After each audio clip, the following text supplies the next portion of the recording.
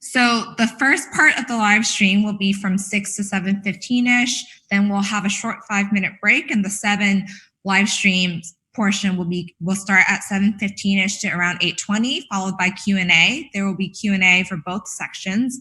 And I think we're set to begin. How's everyone doing? Feel free to send a message on the chat if there are any issues. If you can't hear me, we're all monitoring it right now. So first, I would like to introduce our first student presenter for the night, Ron, who is a MFA student.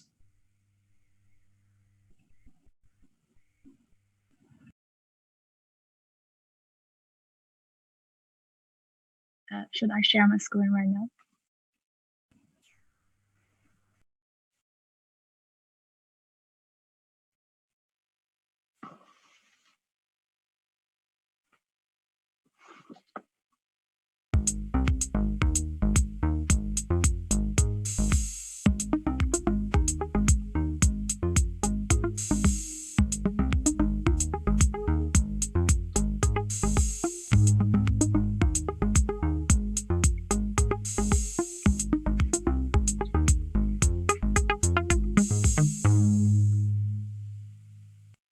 Hi there, this is Ran. And I'm really excited to be the first one to share my thesis projects in DT live stream. I'm a creative technologist and researcher who is interested in robotics and haptics. My thesis is Detector, Emotional Expression of Robotic Physical Contact. Talks about robots. You may think about industrial robots, military robots, or exoskeleton robots, this kind of hardcore robots. However, there's another series of robots that's more friendly looking and have closer connection to our daily life. They are called to be emotional robots. This is also the kind of robot that I am devoted myself into. And I made a bunch of robots in DT.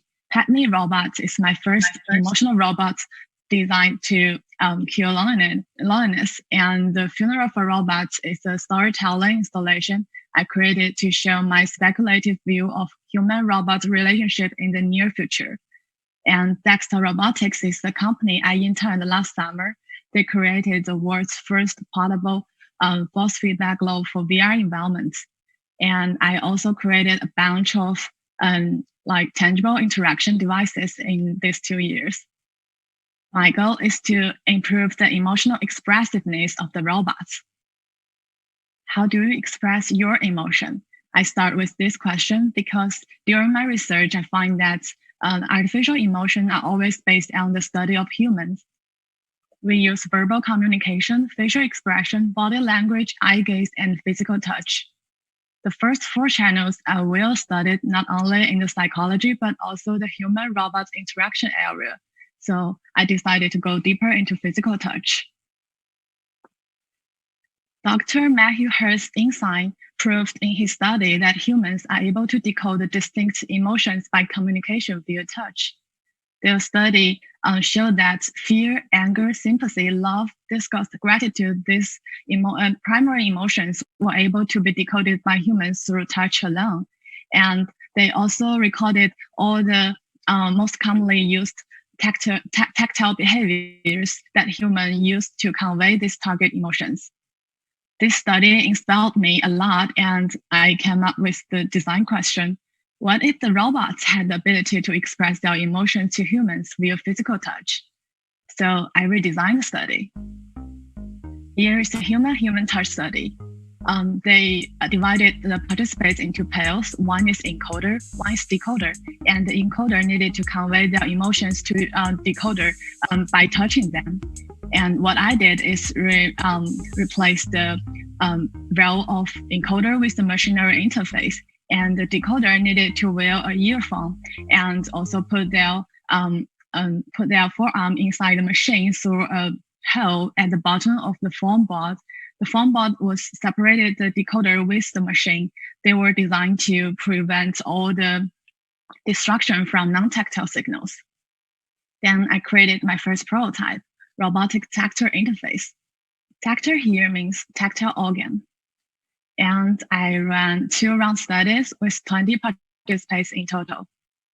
And the results show in the table that fear, disgust, happiness, anger, and sympathy were able to be decoded by humans through robotic touch.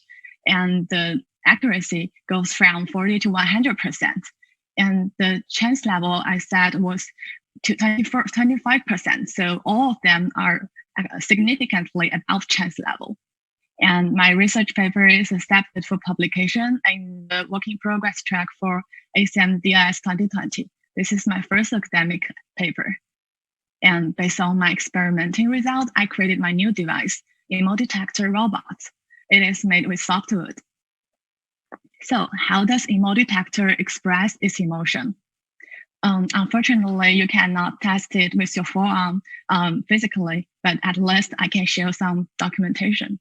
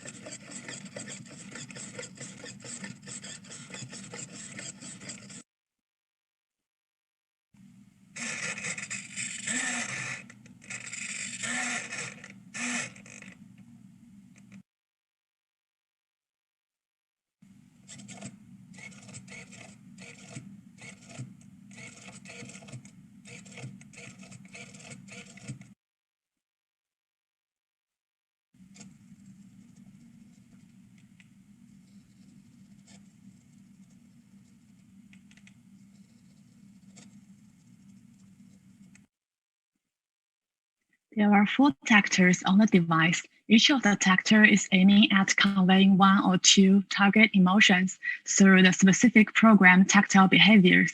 And the behaviors are according to the human touch study paper. And this line graph visualizes the servo motor's motion programmed with Arduino. I even created a dashboard. And if you are interested in it, you can go to my GitHub and have a check, can see how I set the parameters and create the functions. Emo Detector is designed for future in emotional robot design, but it also has potential to be implemented into our daily life. Like the expressive theater set, you can imagine that when you are watching a movie and your armrest of the seat is touching you, and you may find that your seat is even timid than you when you are watching a horror movie. And touch your cushion is a toy that may show sympathy to help you fall asleep at night and wake you up with happiness. Timid watch belt, it is a belt that for smartwatch, it will show fear because the watch is almost out of power. And strictly, it can be applied to a candy jar, and it will show its anger to you because you have already taken too many candies. For my future work, I plan to implement my research result into a wearable device for VR scenario, which can be more portable, and it might be in the form of a sleeve. Now it's time for appreciation. I would like to say thanks to Harpreet, who guides me into the academic area and tolerates me sending 5 emails a day. And also Larda, John, and Barbara, who helped a lot with my thesis project. Thanks to Kyle, who treats me the best and always trusts me. Thanks to Faye, who introduced robot to me. Thanks to Justin, who always encouraged me. Thanks to my best friend Yating and Yufei, ever missed our corner on detail. And thanks to my virtual friend Jerry. Thanks to my roommate Jiawen and Jiaqi. Thanks to all DT faculties and DTers. In the end, I should say thanks to my mom and dad, who always believe in me and support all the decisions I made. Thank you all. That's it.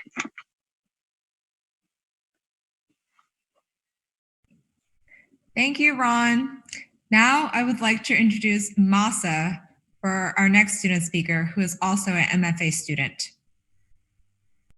Oh, okay, I'll take over. Share the screen. Can you see my screen?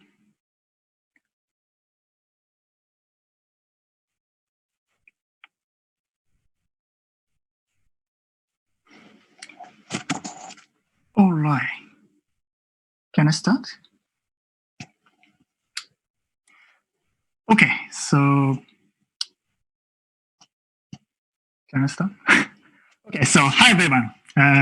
Good evening, good morning, ohayo gozaimasu, participant from Japan. Thank you so much. And good afternoon. Thanks for watching my talk online. I'm Masaki from MFA. I present a web experience named Wanderlust into Your Past. So first of all, coronavirus. I cannot avoid to mention about this. It changed everything about my thesis work and New York life. So now I live in New York. I'm accomplishing new parsons. And I will experience new commencement this week.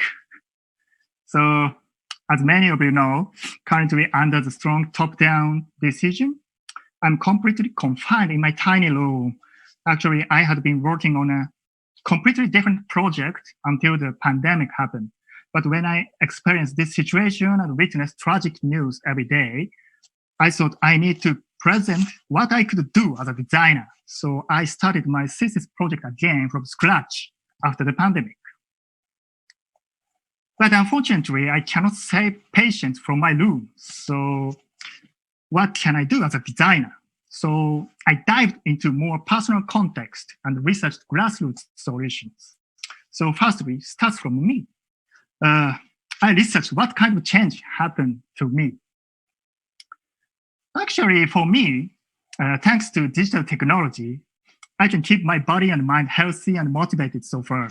Actually, communication, these games, also food, and of course this.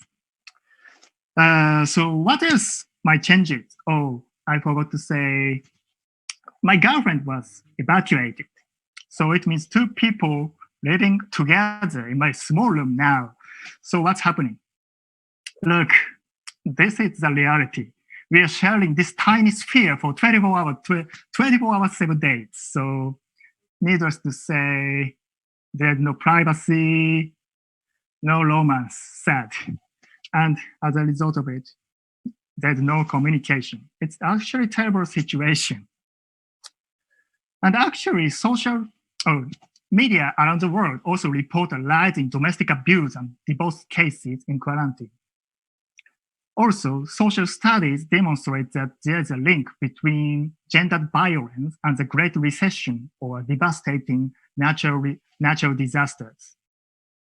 So I'd say we are facing the new social problem, how to coexist healthily with loved ones in quarantine life, where people live together every minute of every day in a confined space. So from this question, I started to explore solutions from the perspective of human-computer interaction. One possible area is mediating intimacy. There are a lot of precedents, and they mostly aim for distant couples using special devices. I applied this concept into more the coexisting partner in the confined space. The other keyword is memory sharing to create family bonds and mutual understandings in the family and couples. Physical and digital mementos are used as a trigger of communication and interpersonal dialogue. So under the situation where new stress is happening, I wanted to create a more peaceful solution which encourages to re-emphasize and reconsider each other, and hopefully with an accessible way, without special devices, considering this situation, home quarantine situation. Okay, so in my case also, to access to our past memories is potential approach to repair our cracked relationship. But how? We will use Facebook's new app for couples? But imagine, it's so awkward. Why we each focus on the small screen, the small room? We want to go outside, travel somewhere. So travel. Travel is nice. So how about traveling to past memory? From this inspiration, I created the prototype.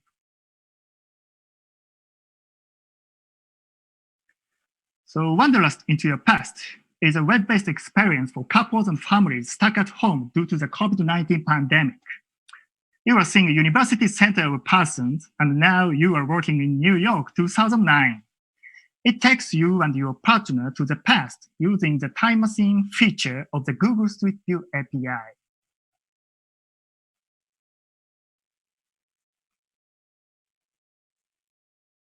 So once you start using, you are asked to input where you guys have been in the past. This is my case. I was in Asakusa, Tokyo, and my girlfriend was in Lansing, Michigan 5 years ago. Once you input, it takes you to the nostalgic walk from home. Look, here's Asakusa, Tokyo in 2015. It's my hometown where I lived all my life until I came to Parsons. My original home is right around the corner. I was already watching them. We naturally started a really personal conversation. I missed a hot spring here, my favorite ramen restaurant, a lot of things to share. My girlfriend also curious about it and asked difficult questions like what kind of girlfriend I had at the time. And then we moved to Lansing, Michigan, where she spent her college life 5 years ago. We stopped at the dormitory she spent in college life and talked about life in here. It's a kind of poetic experience. I imagine the autumn leaves and temperature of the snowscapes of Michigan beyond the screen. Interestingly, we naturally talked about the future travel plan also, and we decided to go to Michigan after the quarantine. She wanted to introduce me to her university and the beautiful autumn leaves, so she has already started planning. Through this time travel experience, we are able to talk about personal memories and take pro-social actions for the future. So here's my experience in my quarantine. So this is a prototype of wandering into the past, but also it is an experience of heading towards the future. It started from my personal narrative, actually, but hoping to reconnect someone's broken relationship, I'm thinking to distribute it on GitHub. I'm adding the guiding UI with iterative online user tests to encourage users' interpersonal dialogues and collaborative actions towards the future. So I'm planning to distribute it via GitHub, so stay tuned. So last but not least, I want to mention about my design process this time. I think designers are always required to respond to social and business requirements. However, it is often very broad, like this coronavirus situation. So designers also need to narrow down to the super detailed level and personal context. I believe these swimming in multidisciplinary fields generate a creative solution with technology. Design mediates all of these realms. I got civic service design minor with design and technology major. So this is what I learned at Parsons through my swimming in the multidisciplinary ocean.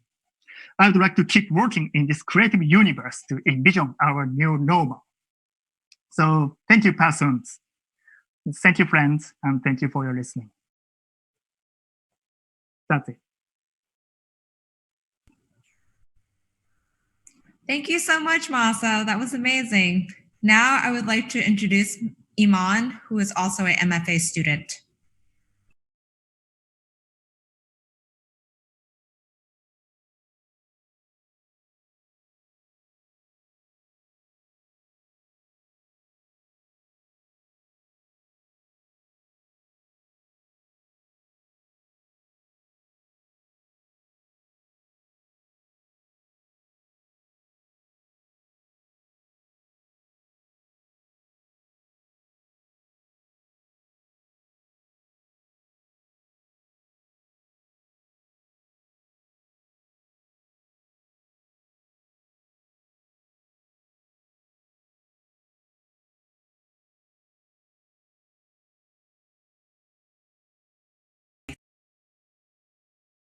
And I'm going to tell you about a project that is very dear to me, helping my community heal and progress.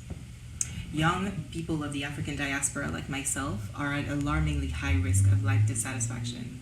Our community suicide rate from the age of 5 years old have been rampant in the past 20 years. So although I'm not targeting suicidal ideation, this is a clear sign that we need to do better. So why are we so prone to being so deeply unsatisfied with life? It's mostly due to persistent socio-environmental factors, such as access to economic resources or racial aggressions, on top of the existing challenges of just growing into adulthood. So even with these predispositions, we are much less likely than any other demographic to access professional mental health help for financial reasons, economic, but also cultural reasons. So I set out to create my thesis project in response to that. And I created an Afrofuturistic, transformational self-care experience to not only heal and restore the young African diaspora in the present, but also to prompt us to crystallize fulfilling life goals and trigger thought patterns that help us achieve them. Ashe, in its physical version, is a multisensory, in-person mental imagery experience. I'll walk you through it. I'll welcome you into the space and explain that I created this as a space for you to breathe, to heal, and to tap into your most powerful self yet, to align with the life vision that truly fulfills you. Then we get the space right for you. I'll ask what atmosphere feels most helpful. Is it relaxation, maybe creativity, or a reassuring sense of coziness? And whichever you need, I've got a custom essential oil blend ready. Then we focus on you. I want to hear your vision, and not a watered-down, self-limiting version of it. I'm talking dreams that set your soul on fire and make you feel alive. Telling me is great, but I also want you to show me and to really show yourself. I'll give you space to feel it and project yourself in it. Next, you'll stand outside of the circle on the floor. It represents your circle of excellence. As you step into it, I'll guide you to meet a version of yourself you might not have met yet. Your most powerful self. You'll be able to capture its essence and call into existence all the beautiful experiences in store for you. Once you have, this powerful state that you've created lives and grows within you. So I'll show you how to nurture it and tap into it whenever you need. Before the pandemic, I tested a rough version of this experience with 8 Black young adults. During our testing session, Kay shared with me that she has depression. And when I asked her how the exercise went for her, she expressed feeling very emotional because every step of every day felt like a battle for her. She explained that the exercise had allowed her to see a different reality for herself. And she was saying how being in a spot where you're satisfied and you can breathe is so nice, even just for a moment. She explained it gave her a sense of relief and of everything is going to be okay. A few days after a testing session, T was going to pitch his startup concept to a large business community. And as he was a bit nervous before presenting, he replicated the circle of excellence in his own mind. And he later messaged me to share the rush of confidence that he felt. He said, I went into my circle of excellence, and it felt exhilarating to be in that space and to project that going forward. With the pandemic, I had to pause the physical experience and focus on the remote version of Ashe, a self-care routine for the home, accessible for free. I tested it with 9 young adults from the community, and it started with a call where I'd introduce why I created Ashe, help you identify the best time in the day for you to carry out the routine, and ways to create a relaxing space to do that wherever you are and whatever you have available. So I also would have you set up a daily reminder on your phone labeled Take Care of Me, and identified with you a place where you could find images that reflect the life that you want to create for yourself. And then finally, I'd walk you through the routine and answer any questions, and then send you a PDF of the routine steps. So the latest version of the routine happened in 3 steps. First, you set up a relaxing space in your home using one technique or object specific to you that we've identified during the call. For example, Y liked to rub essential oils on her chest to help herself relax. 2, you mentally prepare for the experience. You get in the zone. 3 is where you carry out the mental imagery activity of the day. 3 days out of 5, you listen to an audio recording guiding you to visualize yourself as your most fulfilled, powerful, joyful self. And the remaining 2 days, you would save photos that reflect the life that you'd like to lead in a year using your preferred platform that we have identified during the call, and you mentally project yourself in these photos. Testing participants described their experience as a prayer to yourself, as medicinal, and that came from someone who had severe anxiety and had been experiencing chronic chest pains, so he was explaining how the routine helped ease that anxiety.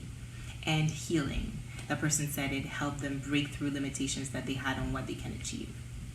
So at the end of the session, testers would report feeling significantly more positive, determined, peaceful, as well as feeling less stressed and anxious.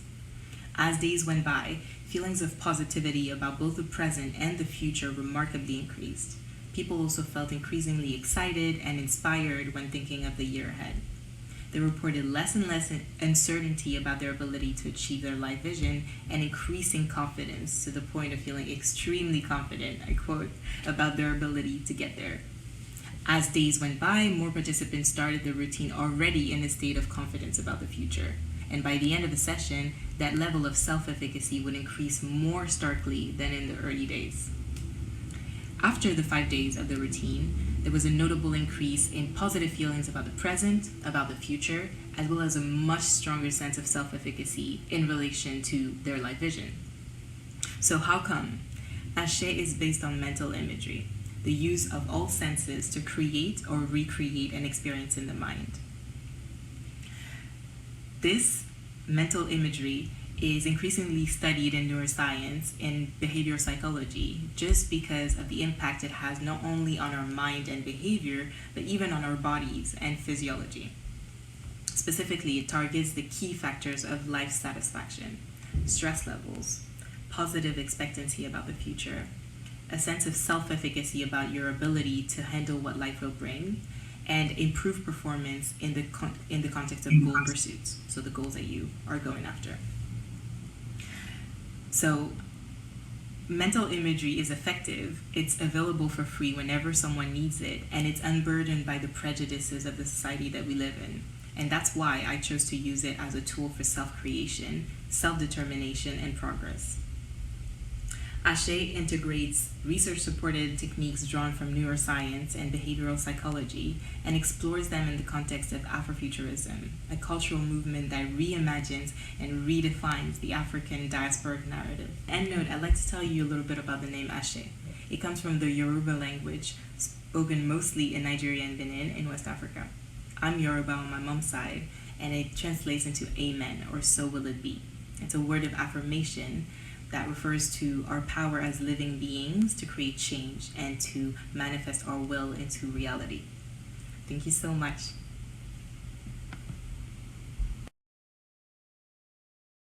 Thank you so much, Iman. Now I would like to introduce Rebecca, who is also an MFA student.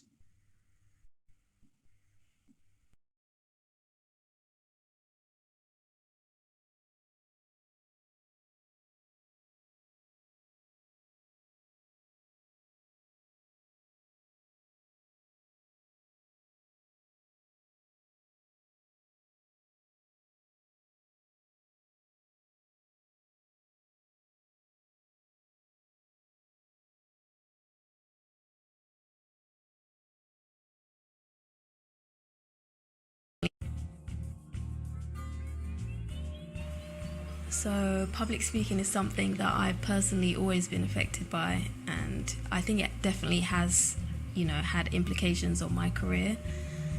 Right now, the way that you speak and present yourself is super important, both in person and virtually. So I wanted to concentrate my thesis on an issue that I personally have, as well as many other people, and try and come up with a solution using design and technology. So in my first semester, I did a lot of user research. I held interviews with both people that were nervous about public speaking, as well as people who are confident in that area. I also spoke to several experts in the field of public speaking and human-computer interaction. And I attended quite a few different workshops and meetings. Like I went to Toastmasters, which is a very well-known public speaking meetup. And I also went to improv classes just to kind of see what tools practitioners were using in the field to help people become more confident. And the main takeaway I got from all of my research was, you're not going to improve on something unless you do it repetitively. So creating an environment for users to just practice their speaking like over and over again is what I was trying to achieve with my final project. So I'm building a product called Big Talk, which is a browser-based application that can be used on both mobile and desktop. It's designed to help users practice and improve their public speaking skills during various different scenarios such as presentations, job interviews, even wedding speeches. Users can create their own flashcards for different topics that they want to mention, or they can choose from a selection of pre-written prompts.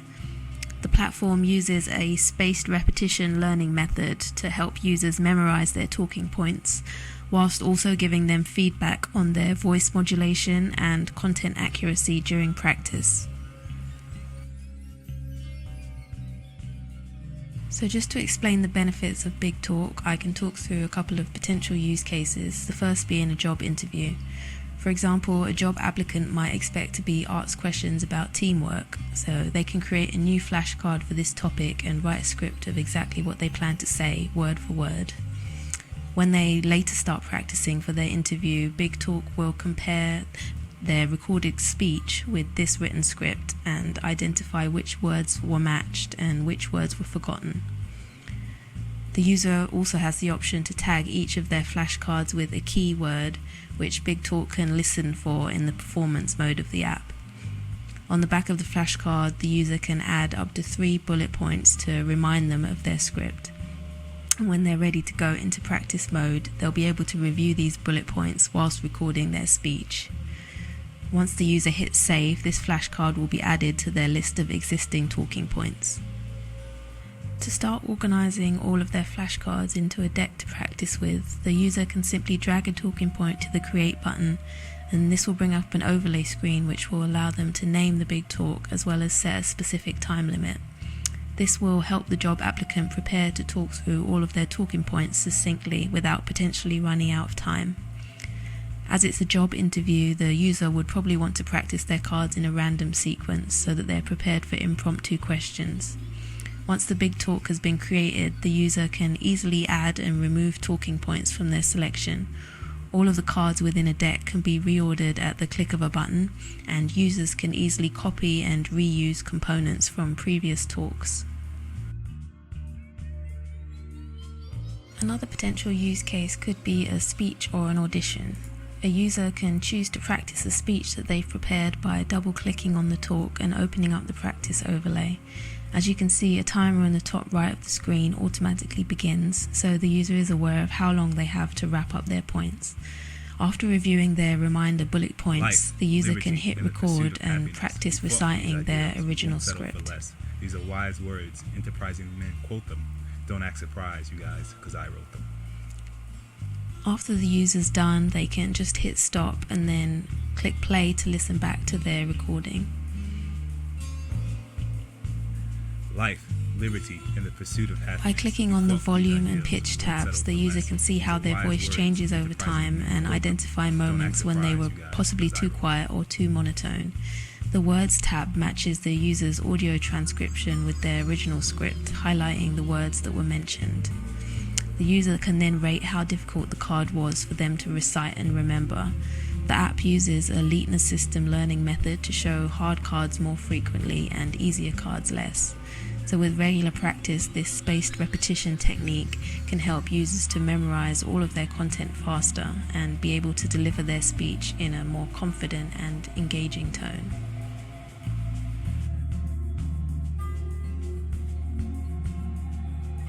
The last use case I'll mention could be a presentation or meeting where users are expected to field questions from their audience.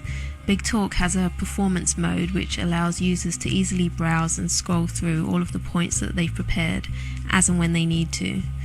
By turning on the listening function, the app can activate the user's microphone and listen out for certain keywords that the user had previously tagged. So can you talk a little bit more about your process if possible? Sure. So I began my illustration process by first scanning. When a keyword has been detected, it will appear at the top of the screen and the card carousel will automatically slide to that talking point. This function comes in really handy during those moments when your mind just goes completely blank in the middle of a talk, and it can easily be switched on and off at the user's convenience.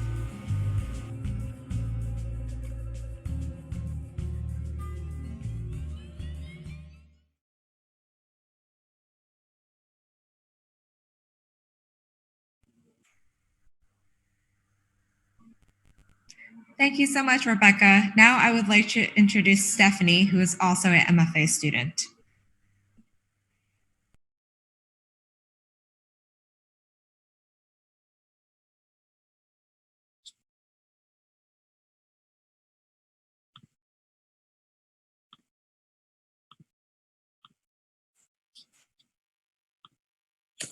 Hi, everyone. My name is Stephanie Murphy, and I'll be introducing my thesis project, OfficeSense. I am an emergent digital artist, and my current work focuses on exploring focuses on using new technologies to explore the relationship between mental health and our environment. So for this thesis project, I ended up creating 2 ambient videos that could be used to help relax people at work. We spend so much of our time at work, it makes sense to have that time be as enjoyable as possible. Yet many people are having a negative workplace experience. And this is partly due to the working spaces that they are in. And especially now in a time of COVID, we are forced to be productive in stressful situations, while also having to transform our home spaces into work offices. So what are ambient videos? To me, ambient videos must be attractive to the general public, and they must be as ignorable as they are interesting. They must enhance the environment by creating a sense of calm in the viewer. And if played in an office or work environment, the balance between relaxation, productivity, and distraction must be met. And if this sort of definition of ambience sounds familiar, it's because I've taken a lot of inspiration from the artist Brian Eno. Brian Eno is a musician who has done a lot of work with ambient music and actually coined the term. But he's also explored ambient visuals. I really love his piece, Mistaken Memories of Middle Manhattan, because he's chosen to look at clouds in the skyline, but from a new perspective. So what qualities define ambient visuals developed in OfficeSense?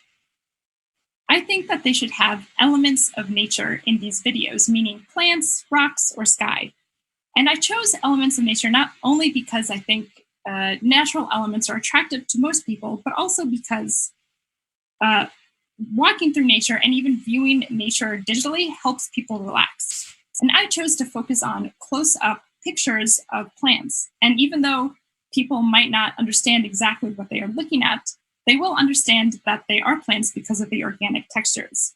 And I'm really interested in how familiar objects can become unfamiliar very quickly, depending on the perspective that they are looking at. The second element is the use of slow movement. Slow movement is not distracting versus fast movement would be. And I think slow-moving visuals can be meditative as it provides a space of contemplation. There should be no surprises in the visuals. And I focused on finding slow-moving textures, and that process was very interesting. And the third element is the use of overlaying visuals, meaning you can have multiple images or videos stacked on top of each other, but still be able to see everything at the same time. And I think that provides an element of abstraction. But I don't think these qualities that I've defined are the only solutions for ambient visuals. These are just the solutions that happen to work for me. And I see these videos being played while you're working. So perhaps you're playing them on your laptop while you're working on paper or on your computer, or perhaps you're projecting them onto an office environment. And the results I got from these videos were mostly positive. People felt relaxed and peaceful while watching this experience. And I conducted user tests in a variety of different ways throughout this process, using a variety of different types of interviews and forms. And in this final example, I simply asked viewers how they felt while they were watching the videos and how they would describe the scene. And luckily, all the results were very positive. They felt comfortable and relaxed. But my journey to the creation of ambient videos was not immediate. I knew in the beginning of this thesis process that I wanted to intervene in small office spaces, like this one, that were small and cluttered and had limited access to natural light, partly because these are the types of spaces I have found myself working in. I also knew that I wanted to work with nature. I grew up in Baltimore, Maryland, but I spent several years in Colorado completing my undergraduate degree. And what I found fascinating is that people there are so excited to really go and explore outside and take care of the environment. And then when I ended up traveling back to New York, I was able to see how people brought nature into their environment, even though there weren't as many opportunities to go outside.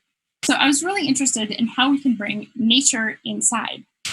And I was also very inspired by this project called Mediated Atmosphere, which is created by an MIT Media Lab group by researchers Nan Zhao, Asaf Azaria, and Joseph Paradiso. And they used the body signals to actually control a person's environment. So if they noticed that your heart rate was increasing, they might dim the lights and show a video of a forest. And so I became really interested in intervening in these smaller spaces and bringing nature inside to make these spaces more enjoyable. And I became really interested in learning about how light affects your body. So I started experimenting with that. I did small experiments to try and get rid of the terrible fluorescent lighting that tends to be in offices. For example, I used this plastic laser cut covering to put over desk lamps in order to make the light warmer. And I also started experimenting with other senses like sound or smell. And I learned that a multi-sensorial experience really helps transform the environment and makes users think that they're perhaps in a different location. But all the while, I was creating videos to experiment with light and to give people something else to look at besides their office cubicles. And I eventually discovered that these videos had to be ambient, so I started focusing my thesis on ambient videos.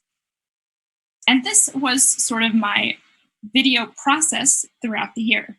As you can see, I'm really exploring with nature elements and overlaying visuals and different types of colors. And all these videos led me to my final video, which is a simple video of ink moving down an aspen tree. And while I can't show you this whole video, I can show you brief screenshots because this is a very long 10-minute piece.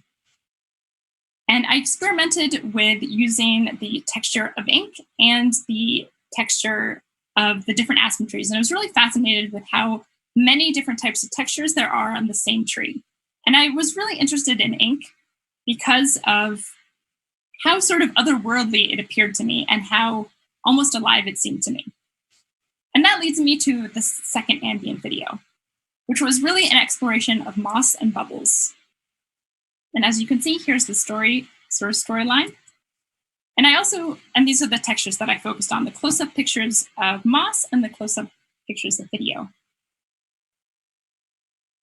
As for the future of this project, I would really like to figure out different ways that I can create ambient videos, what other sort of qualities ambient videos can have, and what other spaces these types of videos could be in. And that's pretty much my presentation. Thank you so much. And thank you so much to my thesis professors, Harpreet and Loretta.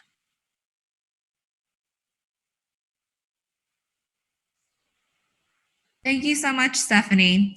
I will now like to introduce our last speaker for the first session of the night, Sonia, who is also an MFA student. Hi all, with me. Well, I'm Sonia Colunga, and I'm an experienced designer and image maker, creative technologist, and cheers to my friends and family. I'm gonna show you my work. Wait,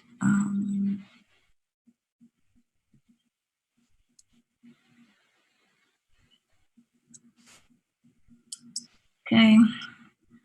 So, can you see? So, multidimensional portals is the name of my project, and it's an experience that helps us immerse in ourselves, allowing us the space to travel through the different dimensions of our soul to find out what parts of us are in harmony and what areas need a little tuning. This is an interactive multisensorial experience that engages sound and color, light vibrations, and specific hand positions to balance mind, body, and spirit. We all know that we are more than our body, and all human beings are holistic and interdependent in body, emotions, mind, and spirit. Our health is the result of the harmony of the whole. We all have self-healing powers, the powers of overcoming diseases and becoming self-reliant, and passing not only the physical but also the mental and emotional aspects of health. And there are tools in the world that we can use as aid for our benefit.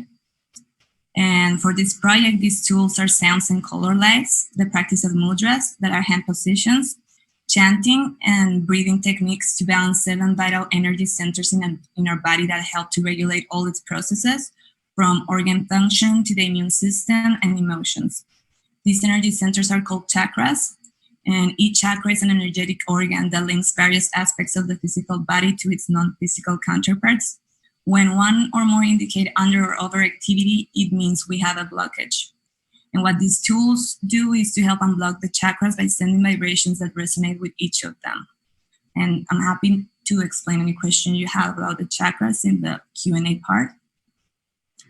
So, healing through vibrations. Sound and color are vibrating forces consisting of waves of energy that, when applied to the body-mind system, can make a significant impact in the system, creating a state of harmony and healing. Another aspect of sound and light healing concerns the role of altered state of consciousness. Sound and light vibrations often induce a trance state in which everyday consciousness recedes into the background awareness, while interior states of consciousness move into the foreground. This shift in consciousness helps to facilitate healing experiences. When the person is experiencing sound and light healing, the vibrations go through them, and they get to places of silence and peace where the mind is able to look at things that have been difficult to look at before. So for the sound, we use vocal as mantric chants and machine-generating sounds that are binaural beats. Binaural beats are to train the brain to a specific frequency. And in this case, we use theta brain waves because in these states, the senses are withdrawn from the external world and focus on signals originating from within. The chants are certain sounds that are particularly high in vocal harmonics that can stimulate and change the cortex of the brain and the nervous system. These chants cause the left and right hemispheres of the brain to synchronize. They're called bija mantras, which consist of single syllable sounds. And here in number 7, that corresponds to the 7 chakras. The syllables and their correspondences are Lam for the root, Bam, the belly, Ram, solar plexus, Yam, the heart, Ham, the throat, Sham, the third eye, and the crown. The sounds are pronounced with a soft A. For example, Lam will be Lam. Chanting as a vocalized meditation concentrates all of our attention in the present moment and can cleanse and clear our chakras, creating a relaxed atmosphere, relieve anxiety, and bring mental clarity and inner peace. Making vocal sounds and the machine generating the sounds at the same time strengthen the technique and its effect on the person. We also use color light therapy because light affects both the physical and etheric bodies. And each color of the light spectrum has unique wavelengths and oscillations that, when combined with a light source and selectively applied to impaired organs or life systems, alter our personal vibrations, affecting also different physical symptoms. The mudras, we use the hands because mudras are hand gestures that impart the expression of thought and emotion. And the hand postures of the mudras which channel breath and energy into various areas of the physical, mental, and energy body. The user experience, so how does it work? The user enters the room and is positioned in front of a camera, and puts wireless headphones on to listen to binaural beats.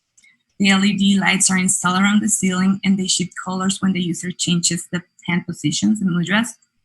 And also posters with the figures of the mudras and the names of their corresponding chakras and mantras are displayed on the walls in the room for the user to reference information about the chakras. So it's available before entering the room. These are the posters, and then machine learning is used to track the body positions and mudras relating to each of the chakras while the user interacts with the installation. When the machine recognizes the mudra, it automatically relates it with its corresponding chakra, and then it sends the signal to activate the healing vibrations of its corresponding color and sound. The sounds and lights are synchronized, and each of the sounds and color of lights are directly related to its corresponding chakra. The technology used for the software, I applied JavaScript, a programming language using machine learning through Teachable Machine, which is an online-based machine learning platform. And for the hardware, I use a Shure Kinect webcam because of its depth sensor with high resolutions and frame rates. And here is a little of the video.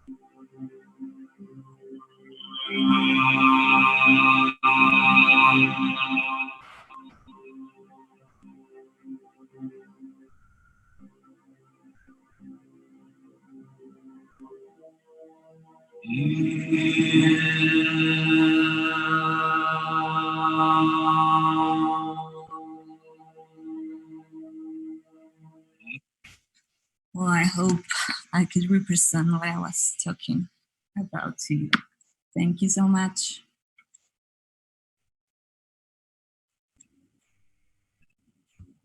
Thank you so much, Sonia, and thank you everyone for all the wonderful presentations. Now, I would like to start the Q&A session, which will be moderated by Glenn Kontov.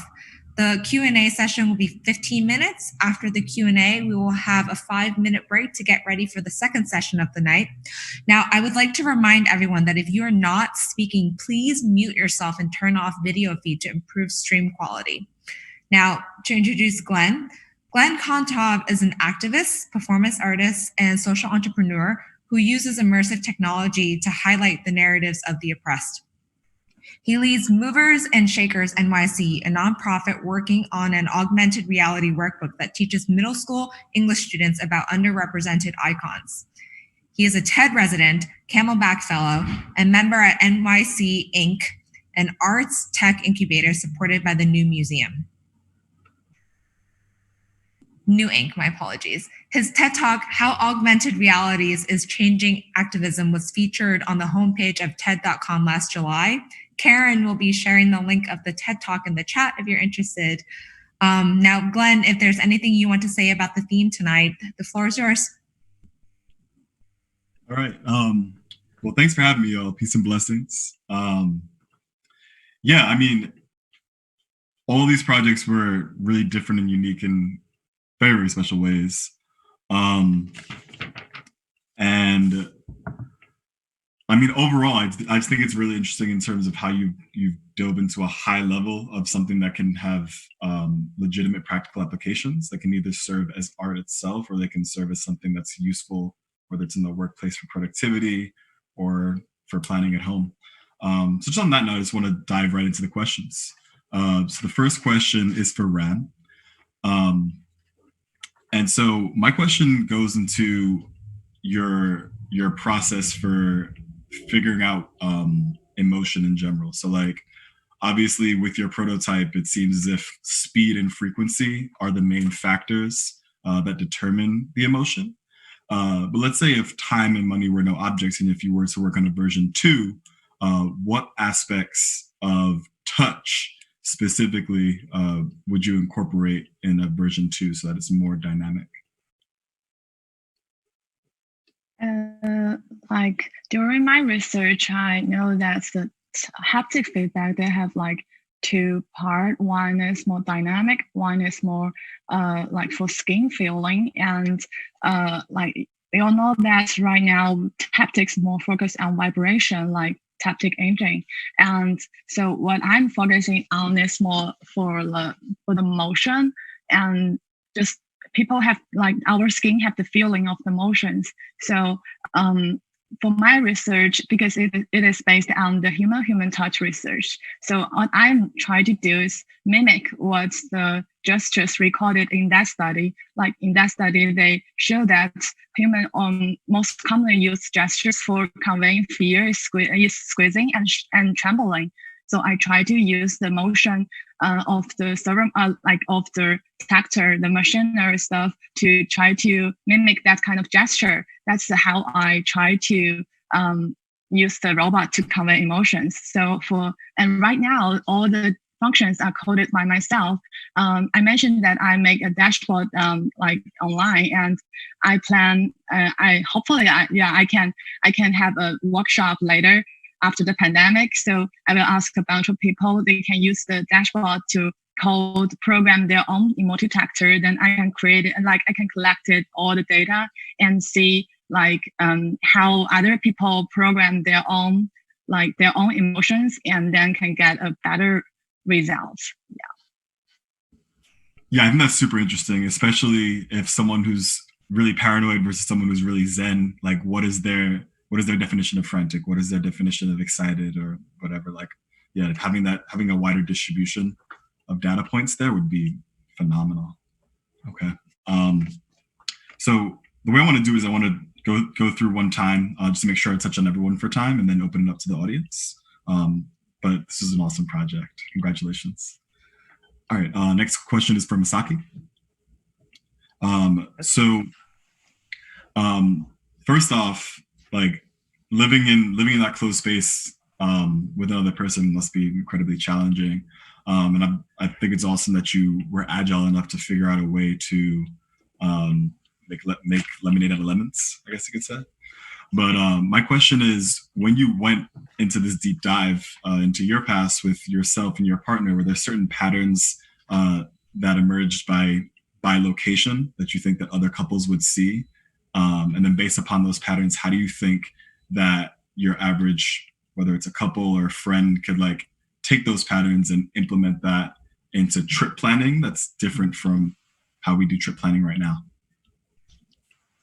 Well, yeah, actually in my project, most challenging part is actually, from home, I cannot use a research outside, or I cannot do some very big scale social projects. So in my design process, I use actually myself as a user, and actually test in me and my partner. So but actually by online, actually I tested several friends, couples, and some patterns come out. Some, for example, like one couple calling the old friends at the time, or like some people like still enjoying the like past context, and some like me or some other couples like creating some future travel after quarantine. So I'd like to incorporate this insight into some guiding UI, and I distribute it into the public. So like some UI prompting the question, or some like this encouraging these pro-social actions to the potential user. So yeah, this is my actually in progress of extracting these patterns and incorporate it into the next iteration in my plan. Very cool. All right, thank you. All right, so Iman, so one of the critiques that I have of Western medicine in general is that it's very cookie cutter and it lacks customization. And so I appreciate your emphasis on customizing specific experiences for self-care. So I have a two-pronged question in terms of I am an essential oil user myself.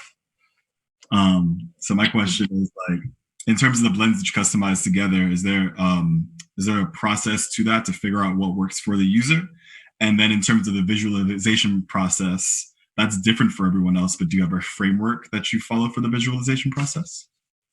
Yeah, sure. So in terms of the essential oils, what I did is that I collaborated with another African creative. Her name is Rena, and she's really cool. She's a multi-talented artist. The one thing she does is essential oil blends. And so what I did is that I told her the type of atmospheres that I wanted to cater for people, and I just left her at that. I just let her work her magic, and which she did. And she came up with 3 different blends for 3 different kind of moods.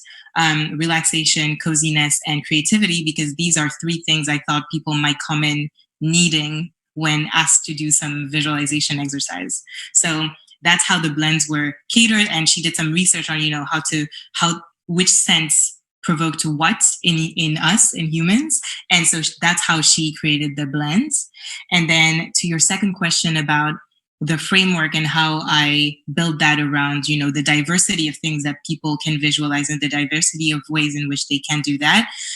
What I focused on is, 1, understanding who I'm talking to. One of the first steps in my process, whether it's in the physical experience or the remote one, I ask the person to share what is important to them. Like in a year, what is it that they want to be doing and what is it that they want to be evolving around. And then that's what I use to guide the visualization with my voice. So it's easier in the in-person experience because I can directly tailor that and even use the words that they use to kind of help mirror that. But then that's substituted in the remote experience by using photos, because people every day or so save photos that reflect the lifestyle and the life in general that they want to create for themselves, which can in turn inform their visualization going forward. So that's kind of how I substituted for my in-person presence in the remote experience. Awesome. Thank you. Thank you. All right, Rebecca. So first off, I wish I had this tool right now. I was giving a pitch, I bombed it, and I was like, I gotta just get better. So big ups to you on that. If it is gonna be like out there, I will be a user for sure.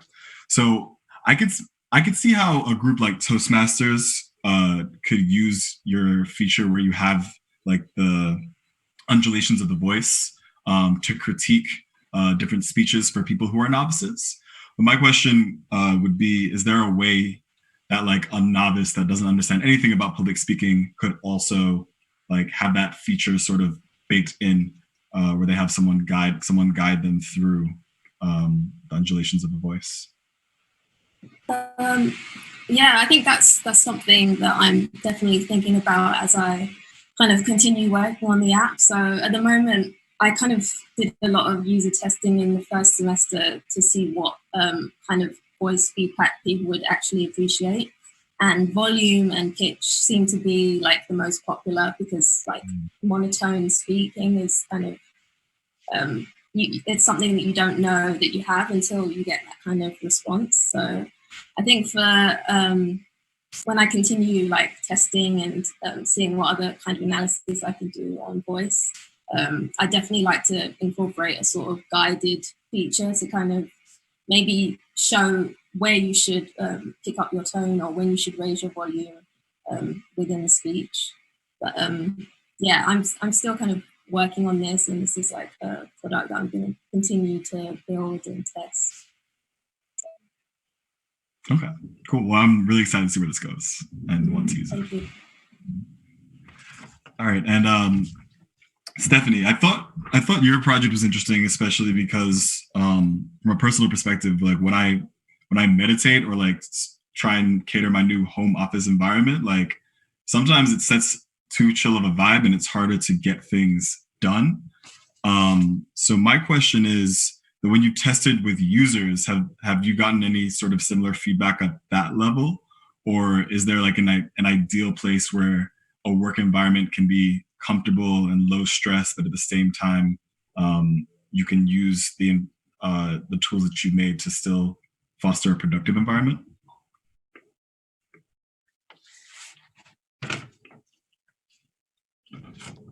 Stephanie? I just realized I didn't unmute myself, but that's an awesome question. Yeah, I think it's been challenging to find this balance between being too relaxed and being too productive. And you essentially have to make the videos interesting, but not too interesting and almost boring, which is a little odd to sort of make things for, but that's sort of what you have to do. And in the beginning, yeah, my user testing was, it was really hard because some people found the visuals too relaxing or too busy. Mostly they found the visuals too distracting, so they couldn't be productive.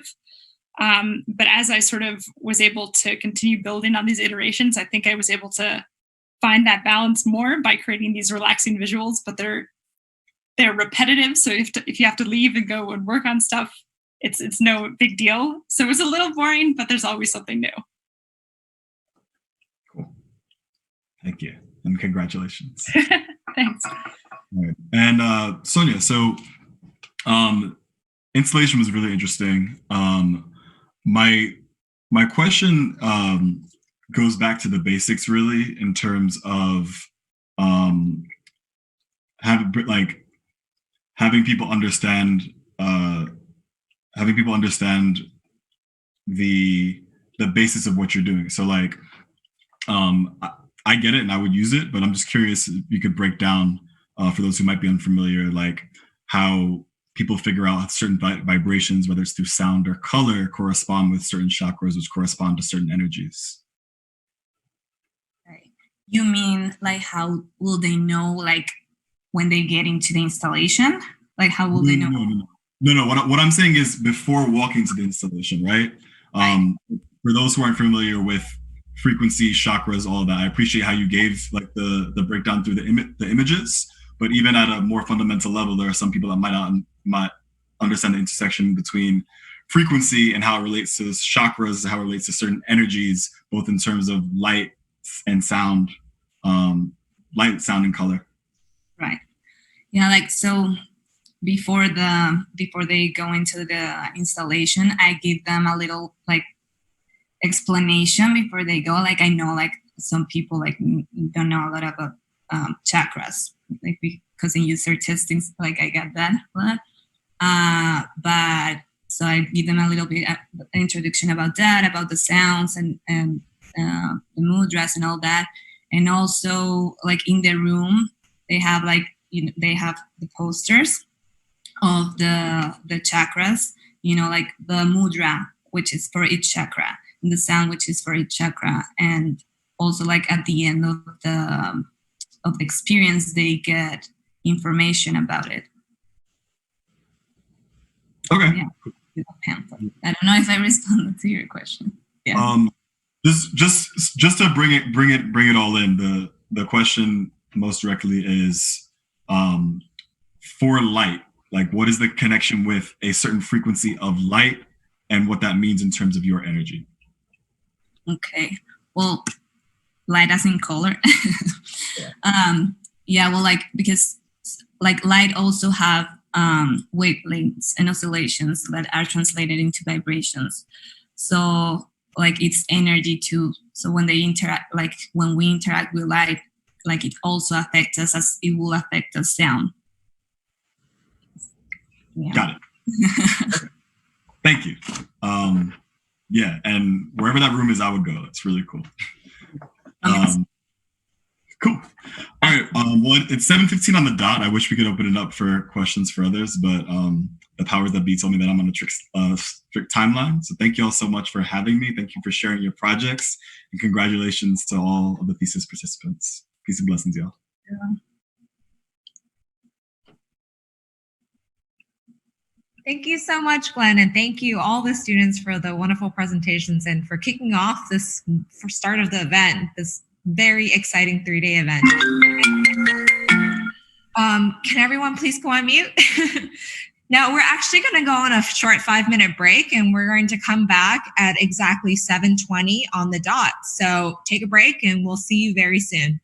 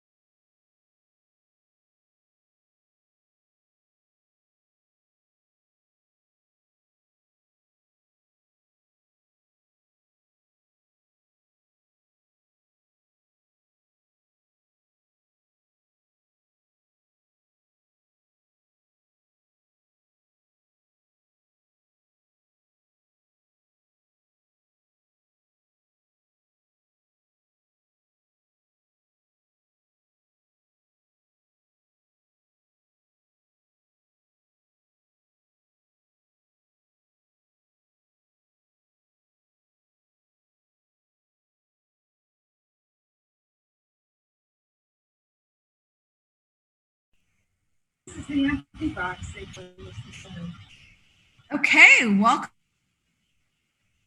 back. Just a reminder again, if you're not talking, please make sure your video stream is off and you are on mute.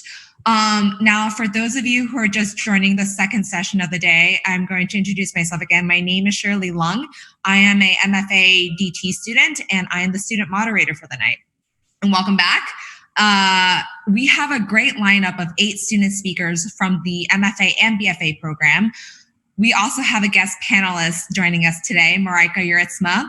And the live stream session will be going on from 7:20 now until about 8:30, followed by a 15-minute Q&A. So I would like to introduce the first student speaker, Jay, who is an MFA student.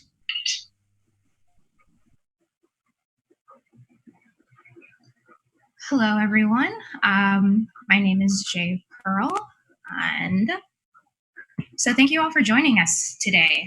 Today I'll be talking about my project, Agritopias. I'm an interdisciplinary designer and strategist, and the subjects that I am interested in exploring and I like to engage with are ones related to ecologies, data, and systems. So the project Agritopias is an experimental agritech project designed in partnership with Prime Produce Seeds to Soil Cooperative. It is a decentralized food network comprising 15 fostered food production stations, which are adopted by engaged participants. And so that network or system of exchange is documented on the website, and the systems that are comprised within this network are essentially a multitude of different variations and are encompassed in scale because it's decentralized and users engage with it as they are able to and at their capacity. And so we see in partnership with Prime Produce and Seeds to Soil, they are a key component in this network as they have disseminated resources and tools, and I worked alongside them to kind of build out an infrastructure for this network. And so as we can see here, we have several of our grow stations in their different locations, New Jersey, Hell's Kitchen, Harlem, Upper West Side, and as well as some of the available seed stations that are yet to be fostered. And so the idea around this network kind of considers these three different nodes, sourcing, feedback, as well as the infrastructure. The sourcing is a matter of how close can we get to our food. And I'm not saying how close is your walk up from the nearest Whole Foods, more along the lines of like, how close can we get to where the food is grown? And once we establish a system of sourcing, how are we able to then facilitate feedback on that system? How are we able to engage with participants, share resources and educational tools in order to then facilitate deeper and more systematic and structural systems of support, which is facilitated through the infrastructure. And so at the largest scale, we're looking at an aeroponic grow chamber. And through research and testing, we wanted to devise a system that allows for optimizing growing within constrained spaces and systems.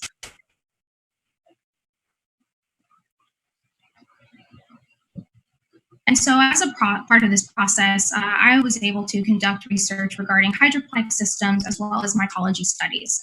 And so hydroponics is a way of growing food that is done primarily submerged in water.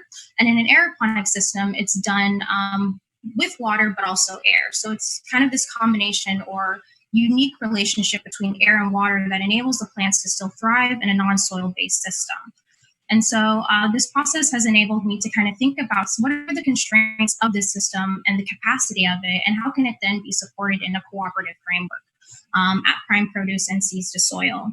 And so through this testing and this exchange of resources, I've been a facilitator of kind of conducting tests on hydroponic systems and the ways in which they can kind of further support this community and further support the larger scale infrastructure.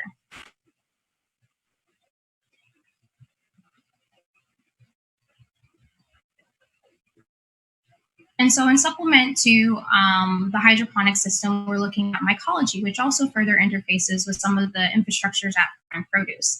And most of a mushroom chamber with Cornell, we had to kind of decentralize that system as well as a result of COVID-19. And so these mushroom boxes were disseminated to a variety of different participants throughout the city as well. And we're a part of this cultivation process that was documented, and being able to kind of know what was successful or what wasn't successful in order within certain types of growing systems and constraints enabled us to kind of further user engagement into this network, as well as kind of think about what ways can we continue to further our ability to produce food in a hyper-localized capacity. So now looking at how this scales down even further. So while the aeroponic system is the largest implementation, the seed station that I had overseen was a slightly smaller implementation. Hydroponic materials, as well as a lot of those resources, are not readily accessible or available to people. And so thinking about infrastructure that can be implemented along the lines to kind of engage that, engage people who don't have that access, resulted in a tiny plot infrastructure, which is administered by Seeds to Soil Cooperative on site at Prime Produce. And so the tiny plots infrastructure is designed and was put into play by a host of different volunteers, which enabled users to be able to grow their own food in these localized pots. So they can grow them at home, they can grow them in their office, in turn being able to kind of have a more fluctuating system of growth support using upcycled milk crates. And so the idea is that once the capacity or yield extends beyond an individual capacity, or the milk crates are not able to host a plant as large or as plentiful as its yield may become, it then is able to then become transported back into the system. So this network is grounded in principles of mutual aid and support in order to kind of combat food injustice and environmental injustice that inhibits food accessibility for individuals. So when we enact or implement these tiny plots at a hyper-local and civic level, in turn, we're hoping that the yield can then go back into the community and then continue to essentially yield even more fruits of its labor, I guess, no pun intended, but essentially that those resources would also go back out into the community as well in like this cyclical capacity.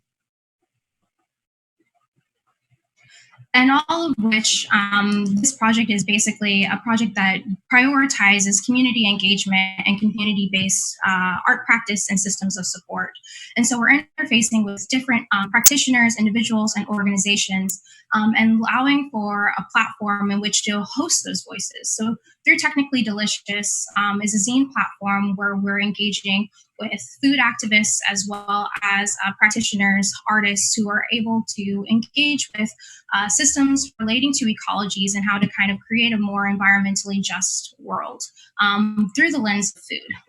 And so when we look at how we're engaging, our upcoming talks are with Tiga Brain, assistant professor of integrated digital media at New York University.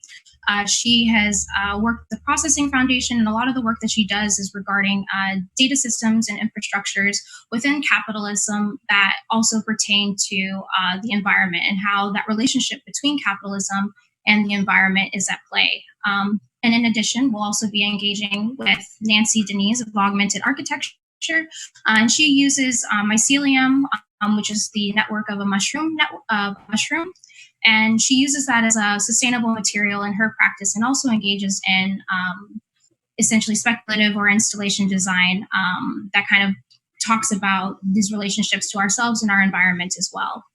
And so when we look at this idea or this thought of a utopia, essentially we're looking at how participants at a ground and level and at a hypercivic level can create change, fostering that change through community. So yeah, thank you so much, and I appreciate you joining me today.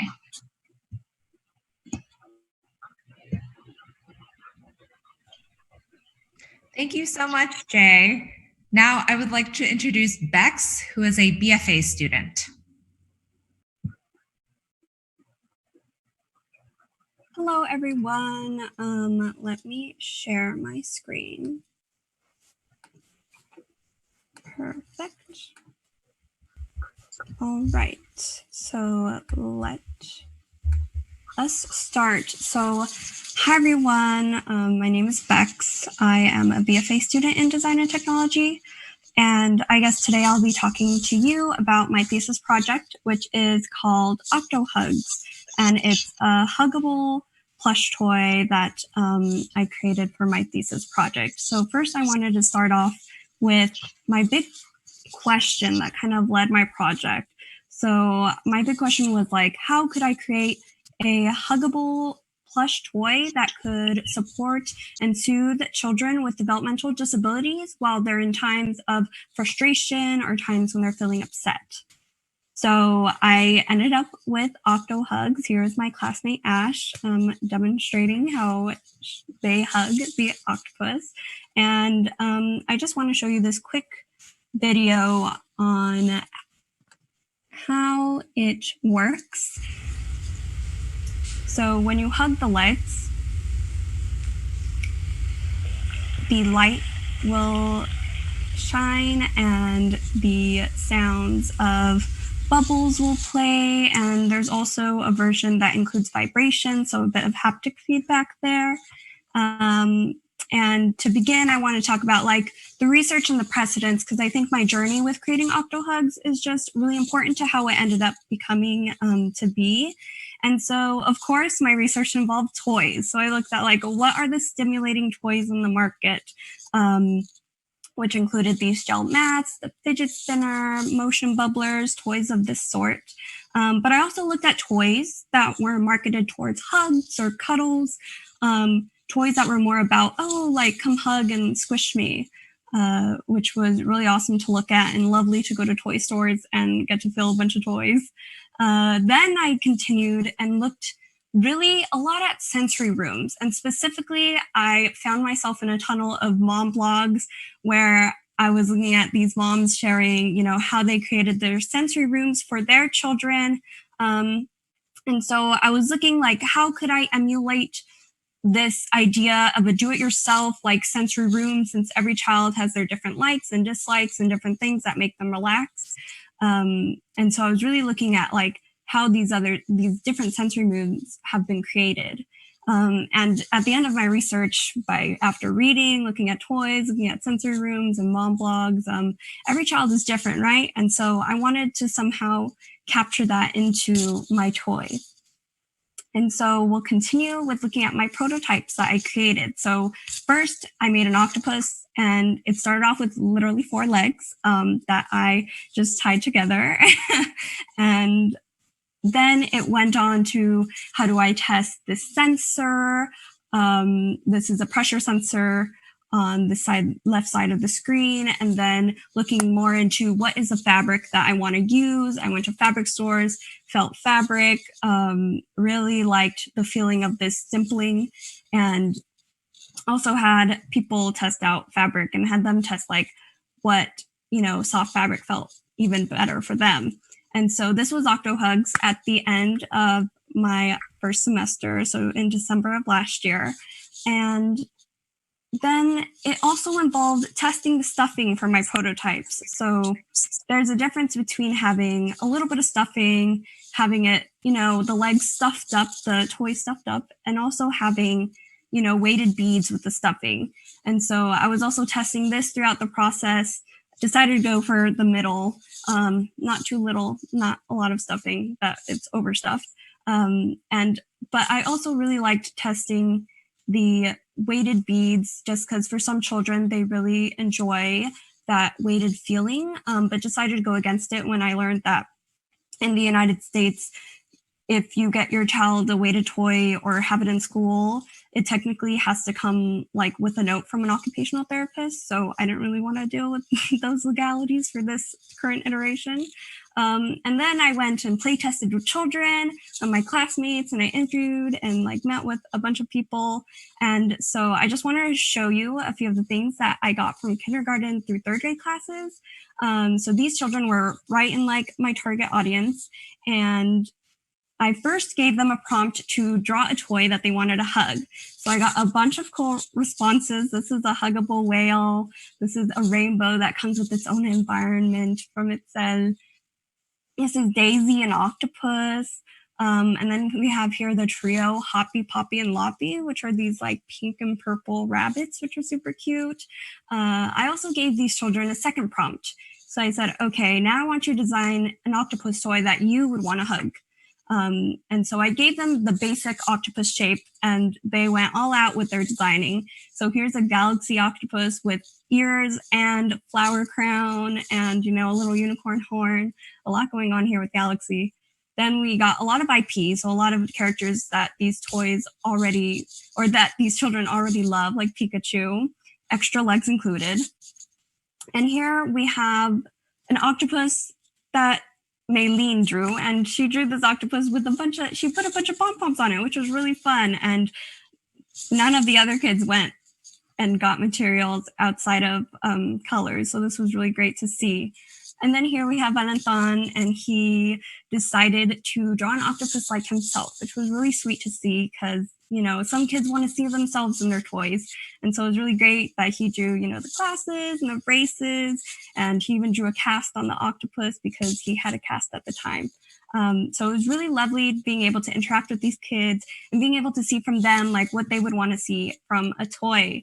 And along with meeting with children, I also decided that I needed to talk to people in the field. So I talked to Nancy. She's a special ed teacher. She was very lovely and very helpful for me in the beginning stages. I also talked to my lovely mother, who's an elementary school teacher here in Los Angeles.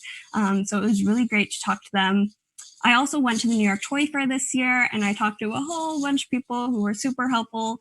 I didn't take OctoHugs to Toy Fair, but I did show some of these people like videos and pictures, and they were all very helpful and encouraging in my process of creating OctoHugs. And so since the,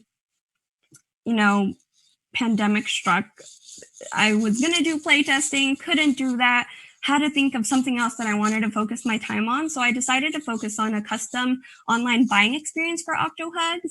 And so here we have kind of like the landing page, and you would click the arrow to go to the home page, where you can see, if you scroll down, you would see some more info about OctoHugs itself.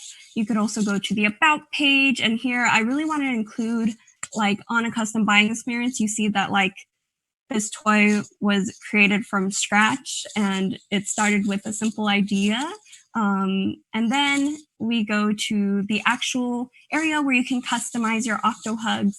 And so you first can choose the color, or you can choose whether you want vibration or not, whether you want the sounds or no sound, because every child is different, right? Some kids did not like the sounds at all, which is totally fine, but they love the idea of seeing something light up. And then the last one being the lights. And I wanted it to be like, at the end, you see your product with all the customizations included. And so, which I think brings me back to my central idea that like every child is different, and that really is what led my project. And I think OctoHugs turned out really cool. And I think in the future, what I really would like to continue working on is playtesting with children and seeing if I could get this product somewhere, even if it's just on like an Etsy shop or something. So that is all I have for you today. Thank you so much for listening to me talk about OctoHugs, and I hope you are doing well, and you can learn more on my Thesis site. Thank you so much, Bex. Now I would like to introduce Bohan, who is a MFA student.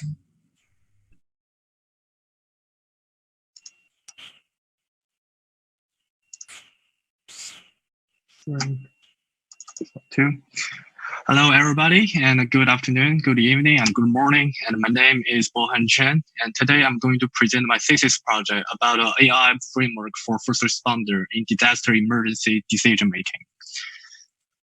So a little thing about me, my name is Bohan, and I'm a UX UI designer as well as a product designer. I'm a tech enthusiast. I love about technology, also love history. I try to learn debate because I always lost. And you can learn more things about me on my website. And so the inspiration of my project is during my summer internship, I met a colleague who is a survivor actually from 2008 Sichuan earthquake. And here are some photos about him.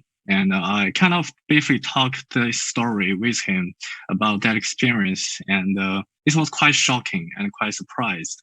And I kind of feel like the vulnerable, like about people, like during the natural disaster, like what are the things that he cannot accomplish? All the decision he made, like the way that he lost his arm, is really follow the human instinct. So, and it's totally tragedy. It's a catastrophe. And so many people die. A lot of people are missing. A lot of people are injured. So, and I'm doing following research on the natural disaster. I see it's not something that we can be solved right now. And the problem still exists because we are facing more natural disasters every day. And there are more people need like immediately assistance right away. So how can I do about it? So, and then I bring my professions into design because there are some quotes that I learned over the summer that by Thomas J. Watson, that design must reflect a practical and ethical in business, but above all, good design must primarily serve people.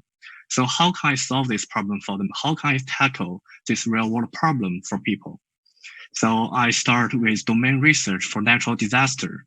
I attend a workshop on TOEFL Code, which is hosted by IBM. And we invite a few responders from BSR to give us introductions about the scenario about during the natural disaster rescue missions. And I received those pain points, the unreliable technology, difficult time to find people in a short period of time, the fragile of the road infrastructures, lack of way to document disaster reports. All those problems are under the way to solve this. And then go back to look at the documentary, look at the photograph, like for the people who cannot receive the information, they have to send a military jumping from the sky, from the parachute to retrieve the information because they cannot have data. They don't have information yet 10 years ago. And they still don't have it because everything they do are still rely on a dog to find missing persons. So how can I use technology to change it? Can I implement a new way to help first responder to provide them a new directions to solve this problem? So, and then I found more research to support my argument. Like it's hard to make decisions, everything's on the fly. And while looking at the current framework about natural disaster monitoring, there are so many usability issues, overwhelm in information, overwhelm in data. It's hard to use. You cannot retrieve insight. So the first responder are not using them. So, and then I'm moving forward to a technology research to looking for answers. So I start with my AI domain research to try to understand artificial intelligence, try to understand this emerging technology. So I see the opportunity in AI because according to this report from OpenAI, the computational power is keep increasing in the past, will be doubled 7 times in the past few years. And so there's a big chance that people can use AI to solve big real world problems. But the way that we're using AI is also debatable. Like we use them to monitoring children education to see if they are paying attention in the classroom. Is this really a good way to look at AI? So I worked to the workshop about the design during the AI research week at MIT, and I know some designer and researcher from in this field, and I kind of have a basic understanding how can I design AI framework ethically to solve problem for first responder. That is based on this AI ethics framework. I need to think about fairness, explanatory, robustness, and transparency. So after I finish all this research, I came down to a mind mapping process to organize everything I have, and I put everything on the board to think about the directions I can go. And then thinking about the EDM case reasoning, which is part of decision making. I think about the other domain I need to consider in this project. So, and then I come down into a basic framework that I want to do both the software design as well as hardware improvement.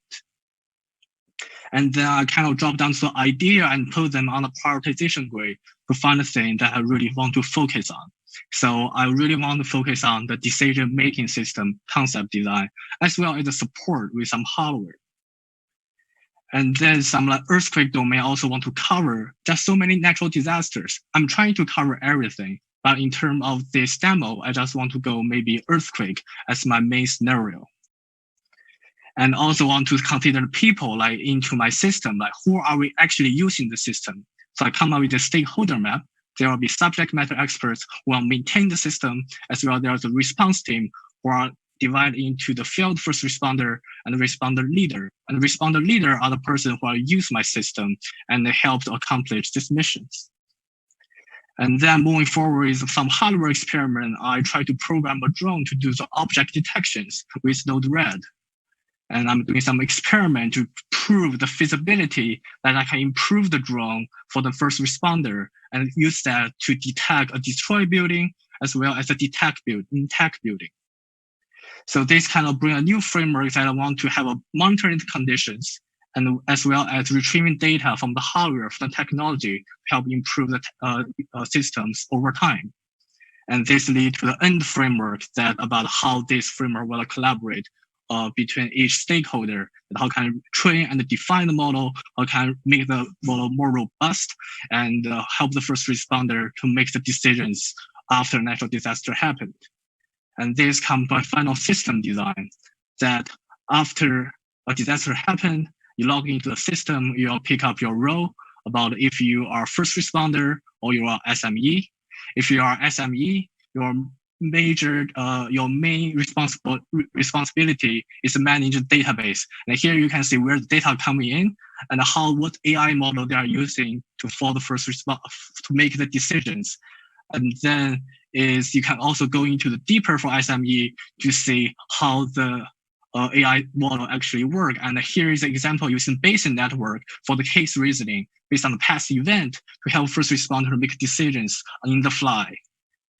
And for the first responder scenario, it's about on the monitoring of all the conditions worldwide and going into a single disaster view. For example, in this case, after he can choose the filter through the disaster he wants to see or receive the alert, he can click on the disaster with the highest priority. And in this case, it's a Sichuan earthquake. And he can check with a single view of the natural disaster to see the condition and what's going on, some predictions, how many people are infected, and what are some following disaster will happen in the futures. And based on this data, he can start to use the system to make a project plan. And based on the model and the database he chooses, he can come up and the system will provide a generated report, like where the people are mostly be damaged and where are some potential consequences. And also provide some recommended action. In this case, is adding a drone to the system. And then the field responder will send out the drone footage to the leaders, and he will use this new data to come up with a new project plan in the future. And after this final prototype, I received a lot of help from my friends to user testing it, and also received some new feedback from first responder to give me some opinions on how they think about the drone and how they think about the system.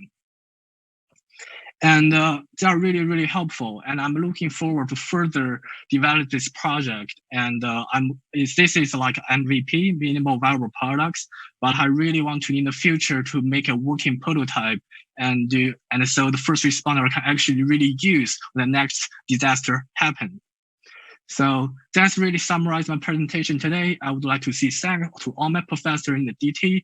I would thank my thesis professor. I would thank John, Kyle, Sven for giving me the positive mental attitude in the past 2 years. Special thanks to all my mentors, and special thanks to my DT and my friends and my family. And in conclusions, I would say this is the end of the beginning. It has both risk and opportunities, and everything will be all right. Thank you for listening. Thank you so much, Bohan. Now I would like to introduce Lionel, who is a BFA student.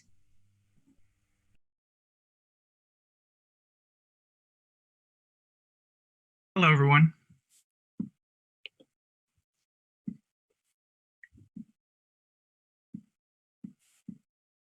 Yeah, so my name is Lionel, and I am a graduating BFA student, and I'd like to talk to you today about the American Electoral College.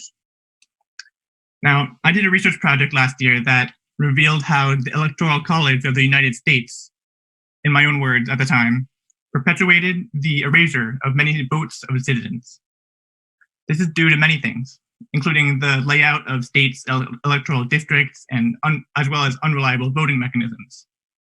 I found research that correlated one's power of choice to their happiness level, which I deemed important enough to pursue for a whole year at the project. And I'm equating the one's power of choice to their voting power. So this journey has brought me to where I am today with this project. The statistic that has spurred me to the most towards completion of my thesis is this one. The fact that the American Electoral College has an error rate of 11%. 5 out of the 45 American presidents have been elected into office even after losing the popular vote. That is to say, the majority of voting citizens place their vote in favor of one of the opposition members.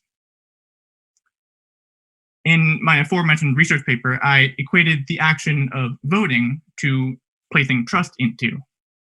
And so this means that when the person who holds the greatest power in a country does not hold the trust of the majority of its citizens, that person's ideals and the decisions that they make while they're in office do not reflect the ideals of the majority of the American public.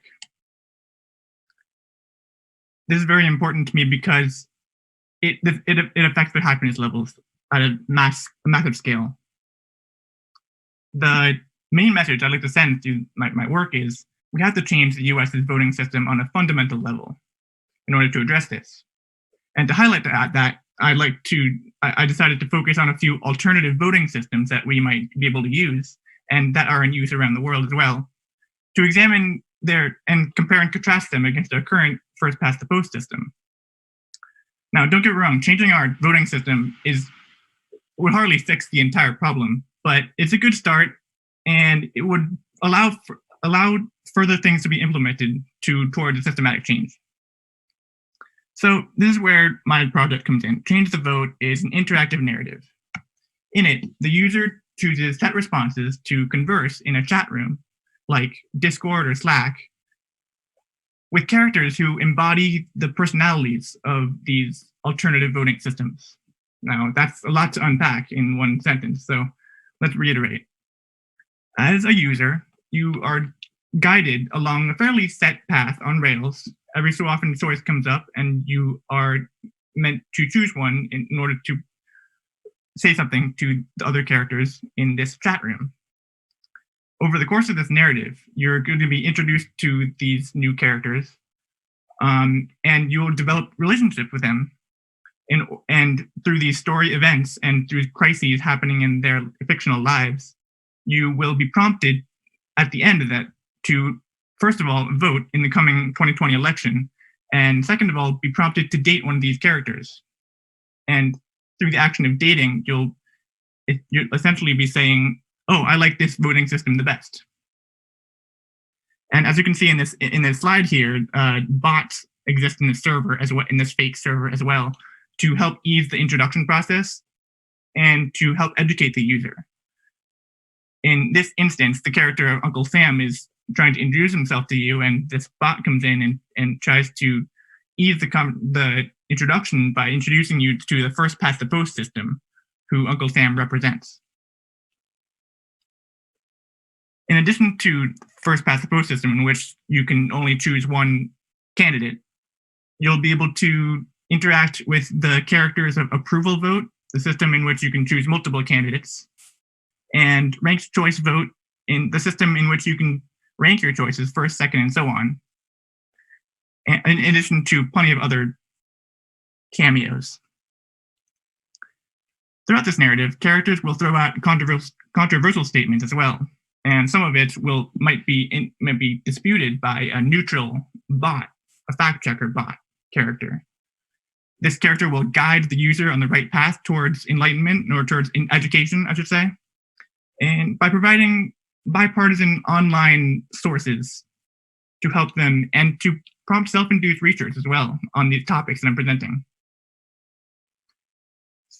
So if you came here for answers, I'm afraid I have no real solution for the problem of a broken electoral system. While my research tells me that our current system is not doing the best job it can, I have yet to uncover or design a new system that might provide the best kind of support. What I can do is say what my intent is, and that is to raise awareness about this phenomenon and to educate the masses really on the inner workings of the Electoral College and the first past the post voting system. I'd like to educate voters, both veteran ones and new ones who are interacting with this system for the first time, and provide users with a toolkit that they can use so that they can refer to it when they're confronted with a situation that can help us change our voting system for the better.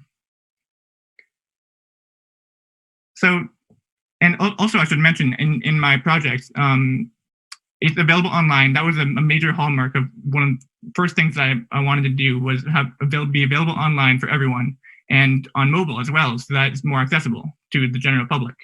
And when you open it, you'll find a library of online resources that can help you, that are available at your fingertips to further contextualize the project and to further your education, really. Thank you for listening, and stay safe.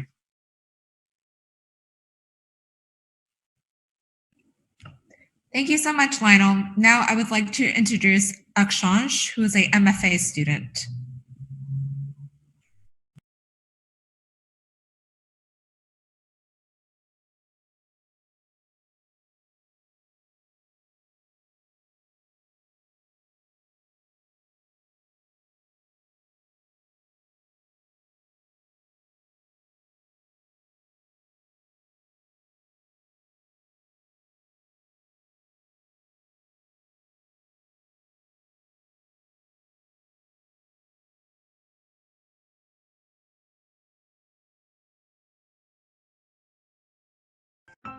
Dear citizens of the world, I am Akshansh, an MFA Design and Technology student at Parsons. What you are about to see is my personal expression into how I perceive privacy and why I think it is essential. The idea behind Signature is to make users understand that there is something powerful about making informed decisions. As you enter the experience, think about the choices that are being made. Why are those being made? What's happening because of that? Question everything around you. This piece is personal to me, and I expect it to be insightful for you. Let's experience together.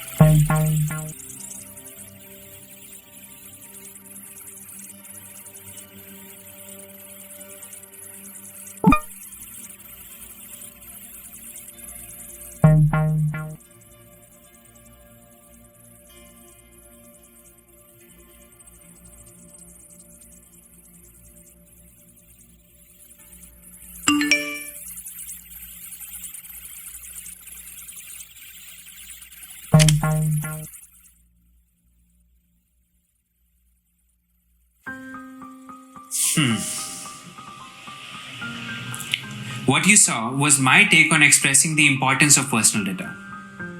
I wanted you to understand that privacy is based on the actions a user takes every day. And those actions have consequences, some that are visible directly and others that are hidden. I see them myself. If I say Instagram right now and then I say Twizzlers, then a few hours later, I'll get an advertisement about Twizzlers on Instagram. And I would expect it to be there. So there's an association with how my actions led to the use of my personal information. Such observations gave birth to this thesis project. The audio in the experience starts with a crowd noise that disappears as soon as a person wears a headset. I chose VR because it allows for that distraction-free environment. Inside VR, I wanted to express the topic of personal data through a metaphor of changing data level. The idea was that as users interact in the space, they would develop real-world associations with their choices. Choose more data and the level rises, and choose less data and the level falls. The visual correspondences were the reason for not making the project look lifelike. In the wake of the global pandemic, I've had a change in perspective. Suddenly, I'm more willing to share personal information. My thoughts were replicated in the art. As you saw, each company had a unique visual style and presentation. The logo of Facebook, for instance, had a stark, distinctive look because I had sketched it in January, whereas Google's logo was realistic because I had sketched it in April.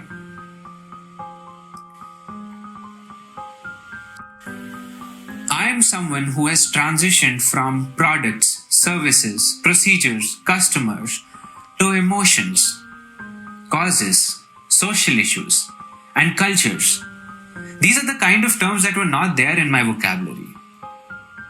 That transition made me realize that there was so much depth and content in the world to appreciate and empathize with. I liked the addition of emotion in my work. Through Signature, I became an informed citizen first, and then I became a privacy advocate. This project and my experience at Parsons have established me as an individual. Thanks for experiencing it with me.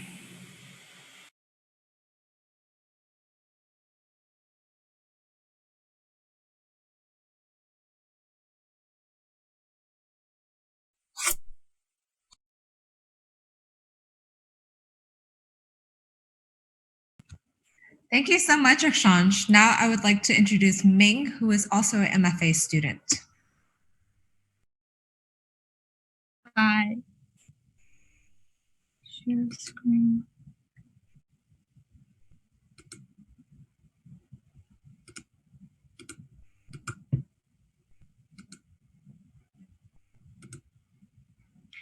Hi everyone, my name is Mingma. I'm going to talk about my thesis project Samantha. And before that, I want to thanks to my instructors, Matty, Andrew, Hapri, and Loretta. So before I start with my thesis project, I want to introduce a little bit about myself. Before I came to DT, I was studying fine arts, and this is the installation called 2002 I made in my undergrad in the senior year. It's my first time to build this interactive installation, and it's my first time to see people interact with my art and not just see my art. That made me so happy, and that led me to DT. And this is called Mochichi. I made in my major studio too. And this is an emotional support sculpture that when you pet it, it will give you feedback by light up the eyes and also the vibrations. So my most of my work are very playful, and I want to bring people this happy and joyful moments. So for my thesis, I want to make it even more playful. So I decided to design a toy that enhance the playful moment and facilitate an unexpected interaction for the users. So my users are adults because there are so many toys out there, but not many toys for adults. And most of the adults, they buy and collect designer toys. They won't play with them. They will just buy it because of the value of the designers or the artist.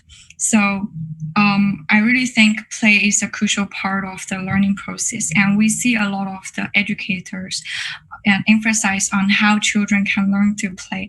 However, we see play dramatically decreasing in adulthood. If this is an essential part of our cognitive growth, why is it not being exercised as much among adults? As adults, we are taught to focus more on things that supposedly important, such as jobs, schoolworks, or social commitments.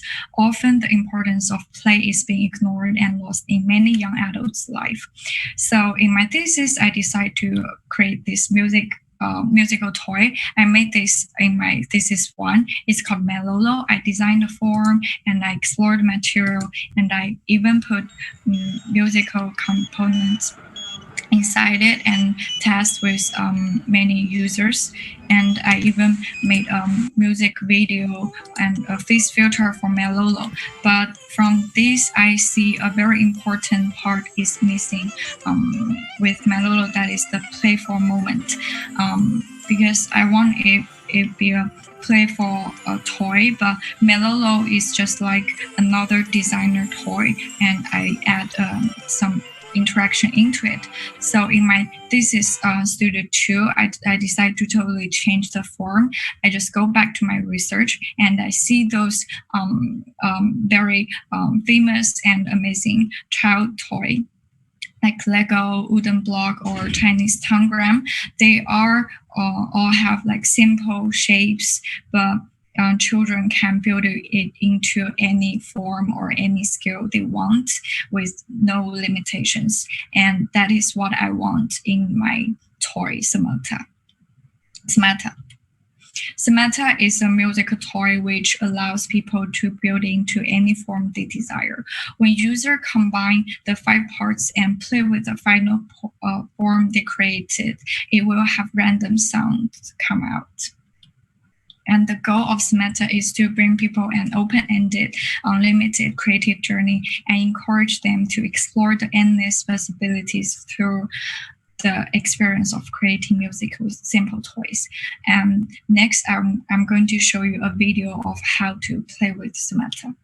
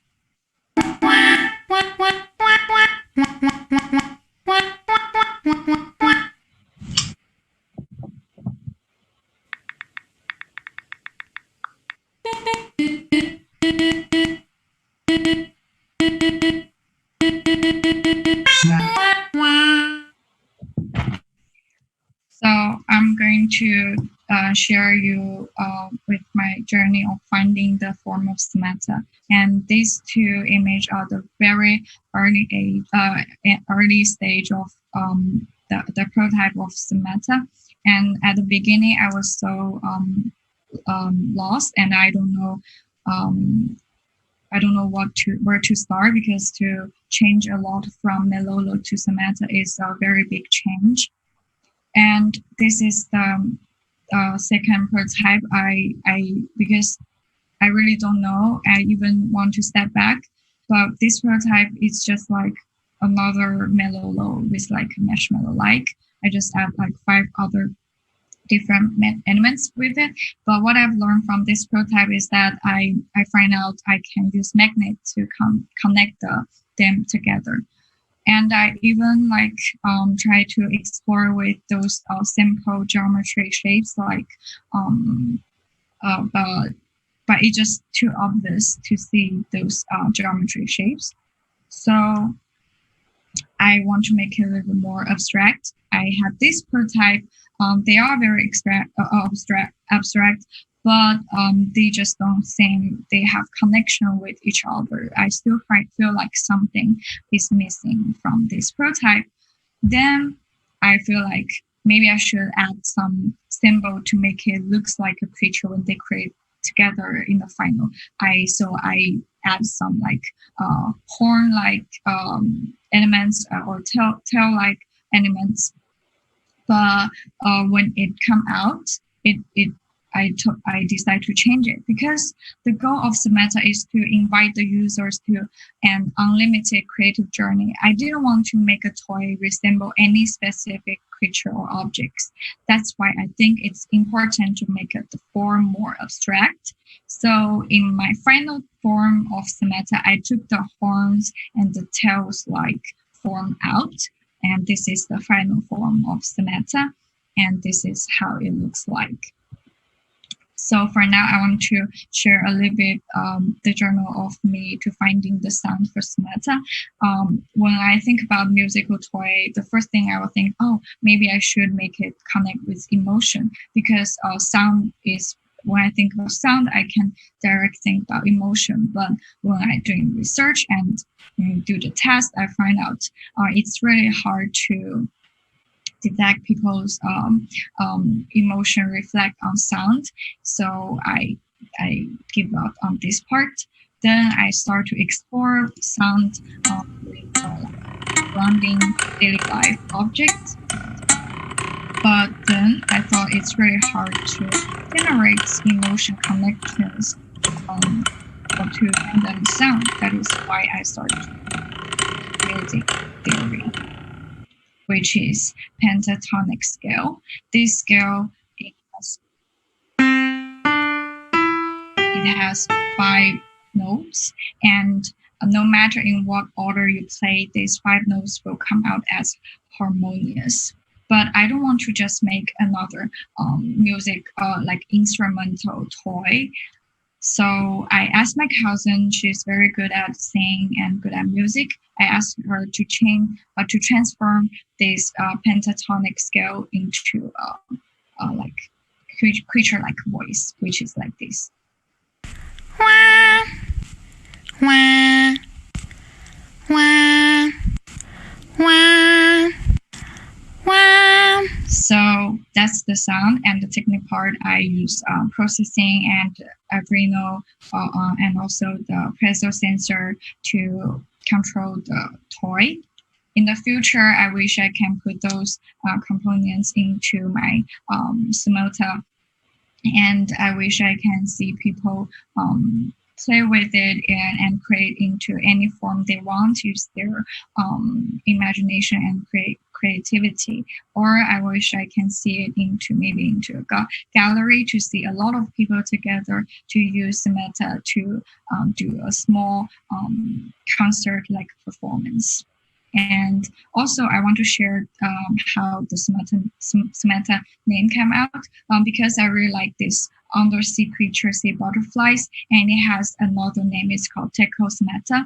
And I just took the Samata parts, and also I found out Samata is also a name of a sail. I found out it really matches my toy. Like you can combine these different parts together to create a form, and that's it. Thank you thanks to everyone, and also feel free to reach out to me through my email or my Instagram.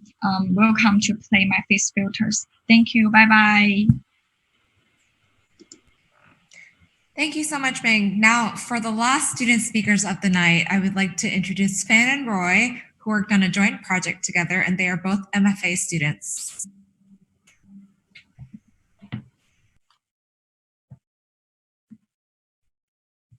Hello. Hey, everyone. Hi, everyone. Thank you for joining us. We're Kaching. Yes, we are Kaching. So here's Kaching. Without further ado, let's watch the promotion video.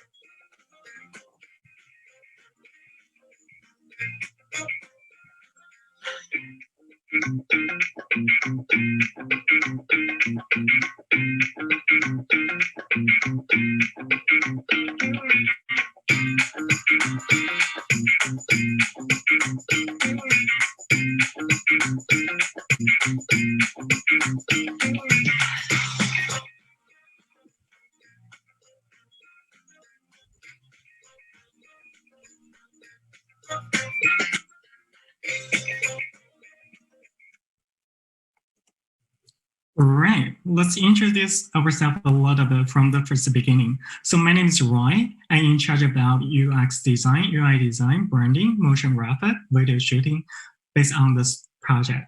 And you can find me on my portfolio website down below. My name is Fan Ring. I'm the UX designer and also business strategist behind this project. And here comes our journey with MasterCard. So after talking with MasterCard, and here comes to potential topics we can go forward.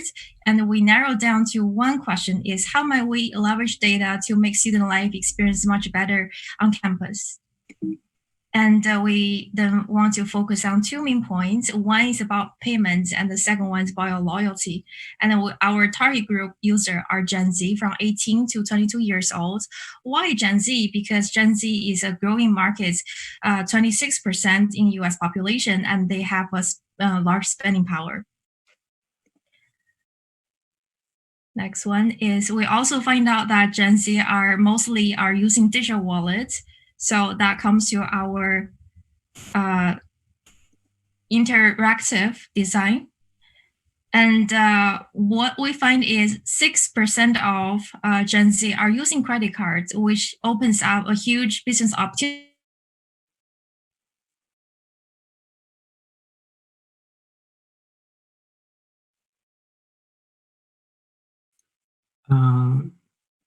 Okay, that's fun. Maybe you have a bad connection. So based on the research before, here comes the business model. So as a foundation from MasterCard gave Kaching the authority to build up the whole connection. And also you can see the triangle here. This is totally have the connection between student, merchants, and school. Students gonna enjoy the benefit from merchants, and also merchants can gain a lot of customer by the student group of people. And also school can have a collaboration with merchants as well. And also school can serve internal information and also benefit with students. And here comes the archetype here. We can see Ricky Wu. Ricky Wu is a recent graduate student from Parsons. And you can see there's a lot of pain points down below. Overspending when he feels stressful, can now get credit card because of no credit history. And also he have always forgot of paying back his credit card. It hurts his credit score a lot. And also based on the language barrier, he always feels confusing about it. And based on the archetype, we narrowed it down to the pain points here. So first of all, students are cool. all too shy to asking for student discount. And also international students who even don't have the authority during the first page, don't have the authority to have the credit card. And also students are super mindful, stressful to dealing with finance. And also students who even don't have the foundation knowledge by dealing with finance as well. And on the top, it's gonna be students are feeling like the existing financial application inside the market are too uncool to use it. And here comes our concept statement. Kaching is an integrated financial platform aimed to empower Gen Z, adopt healthy personal finance habits, as well as other students' benefit in a fun, engaging, and relaxing matters. And here comes Kaching. So I would like to highlight some functionality here. First of all is all the layer up information. And you can see we layered it up. Kaching never gonna serve the wrong amount of information. Serving the right amount of information is really important for Kaching. Information overload is totally a no-no. And eventually we're gonna show our user the recent activity, even by a hidden way. You can always see the detail by clicking the button down below.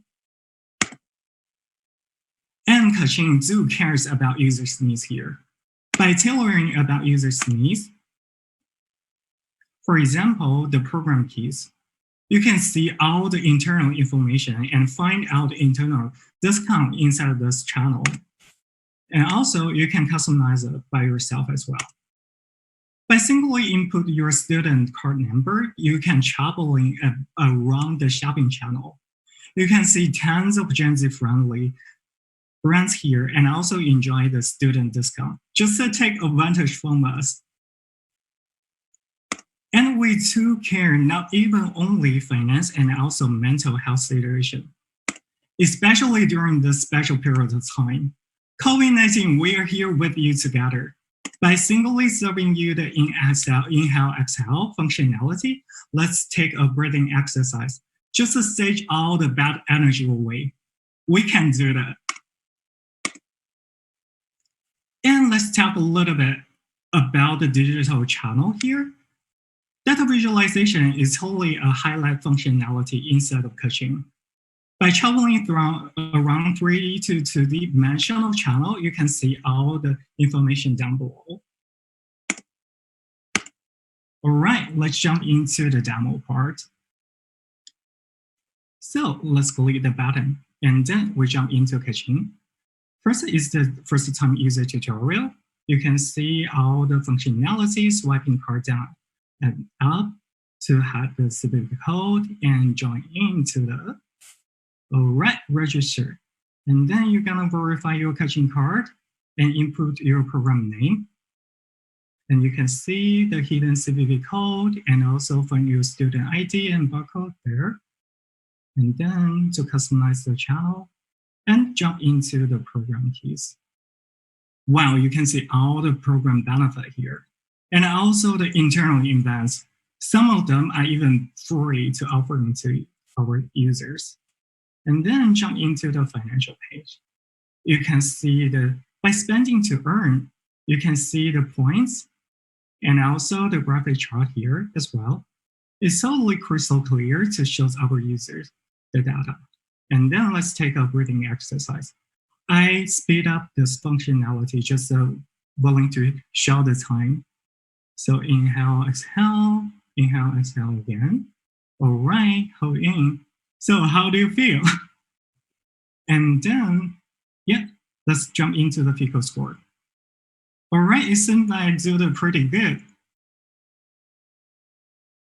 And then, yeah, let's go to the shopping channel and see all the Gen Z-friendly brands here.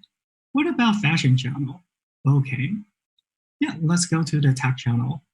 All right, maybe go to this, get discount, coupon code ready, serving for you, and then loading into the brand page.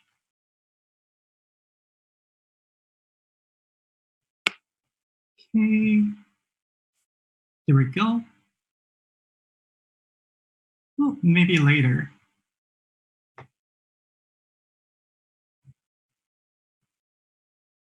And then let's just mark it. So you can find it inside of the keys here. As once you click inside, you can find here, and also you can delete it.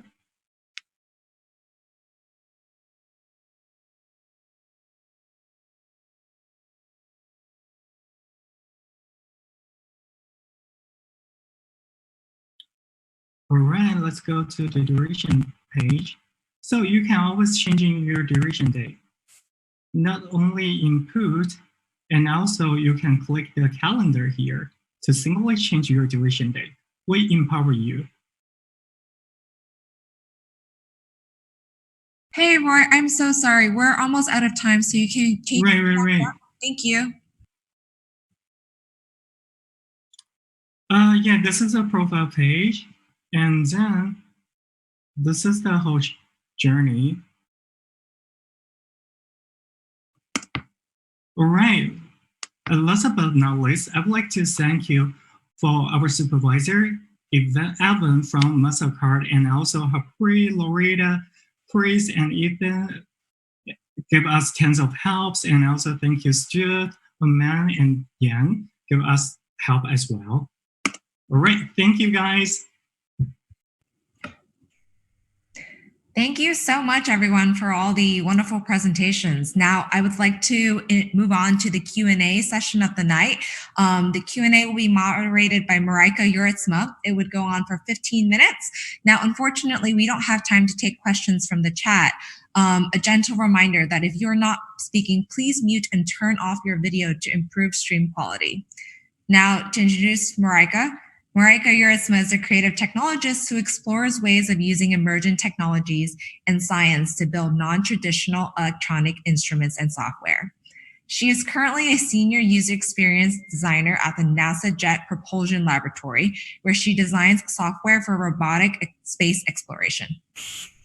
Her projects include designing augmented reality tools for spacecraft engineering and Mars exploration, and designing processes and software to support spacecraft exploration for the Europa Clipper mission.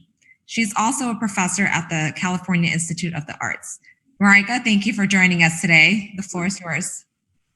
Thank you for having me. What a wonderful presentation. Congratulations to all of you who are graduating. It's a really impressive body of work, and I feel honored to be asked to lead this Q&A. So I'm going to go through, I hope I can get through all of these questions. I'm just going to dive right in. My first question is for Jay Pearl. Jay, I was really interested in your project, specifically how it proposes this idea of bringing us back to the way that food is produced. Now, I don't believe, given my current working situation, that if I had to actually produce all of my own food, that I would have time to maintain that. But I think what you're proposing is that we kind of design new communities that are based on a new form of production and distribution. So what I'm curious about is, in your work, what kind of emergent societies and cultures you discovered in your user testing? What a wonderful question. Thank you for asking it. And so I think one of the most interesting aspects, like culturally, that I ended up encountering, I used to attend poetry luncheons every Wednesday on a weekly basis. And that kind of led to kind of me thinking about food as like a transformative space. And so thinking about alternative ways in which people from, it was at Prime Produce, sorry. Thinking about these different ways and spaces in which people can come together, and through something as like poetry, people can kind of come together and then think about the food that they eat and share parts of themselves in that space as well.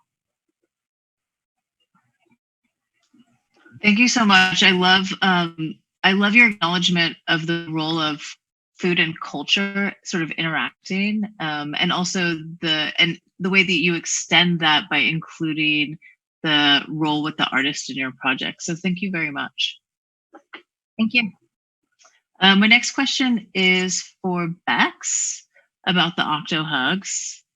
My question is about your decision to come up with the configurations that the children could choose for the creation of their huggable OctoHugs. I'm curious about how you came up with the idea to use the 3 specific colors, the vibration or no vibration, and the ocean sounds.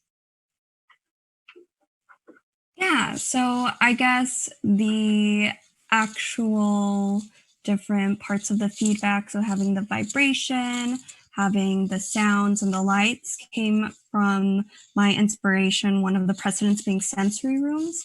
And when testing them out with kids, they seem to react well to it. At least, some kids like some things over others. And particularly pertaining to the colors, I asked these kids like what colors they liked. And it also came up a lot through their drawings, which colors they kind of lean towards for these toys.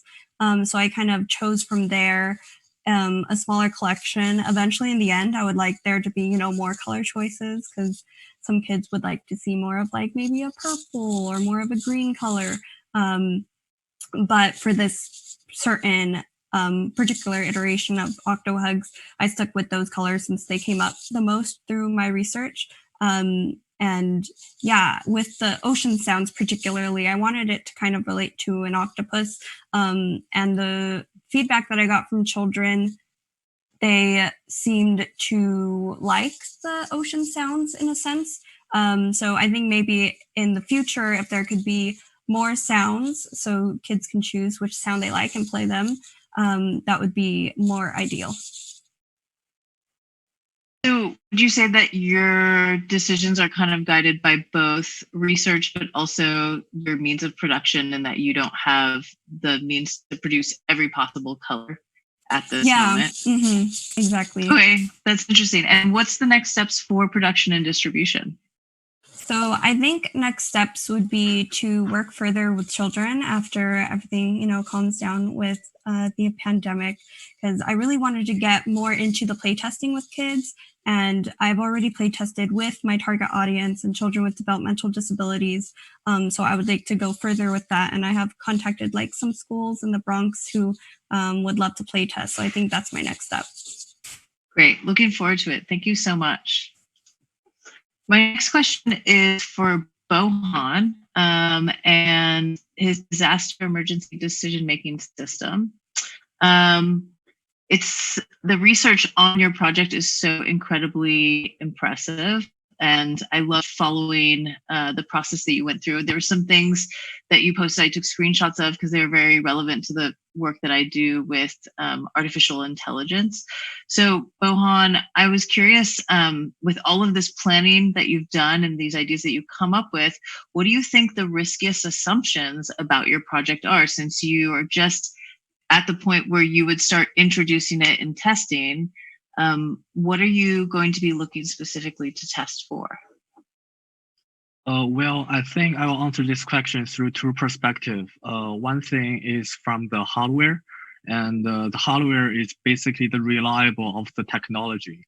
And basically, is the data accurate? Is the information you receive is correct?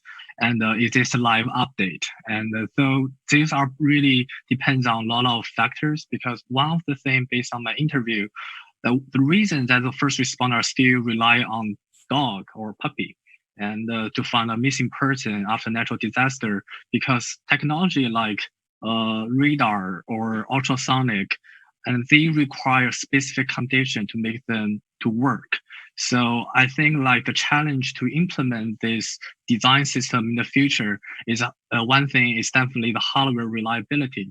But I would say like with the future with potential 5G and 6G, when the internet speed getting faster and the sensor getting smaller, it will become a new trend. Definitely, I'm strong belief in this gonna be happen.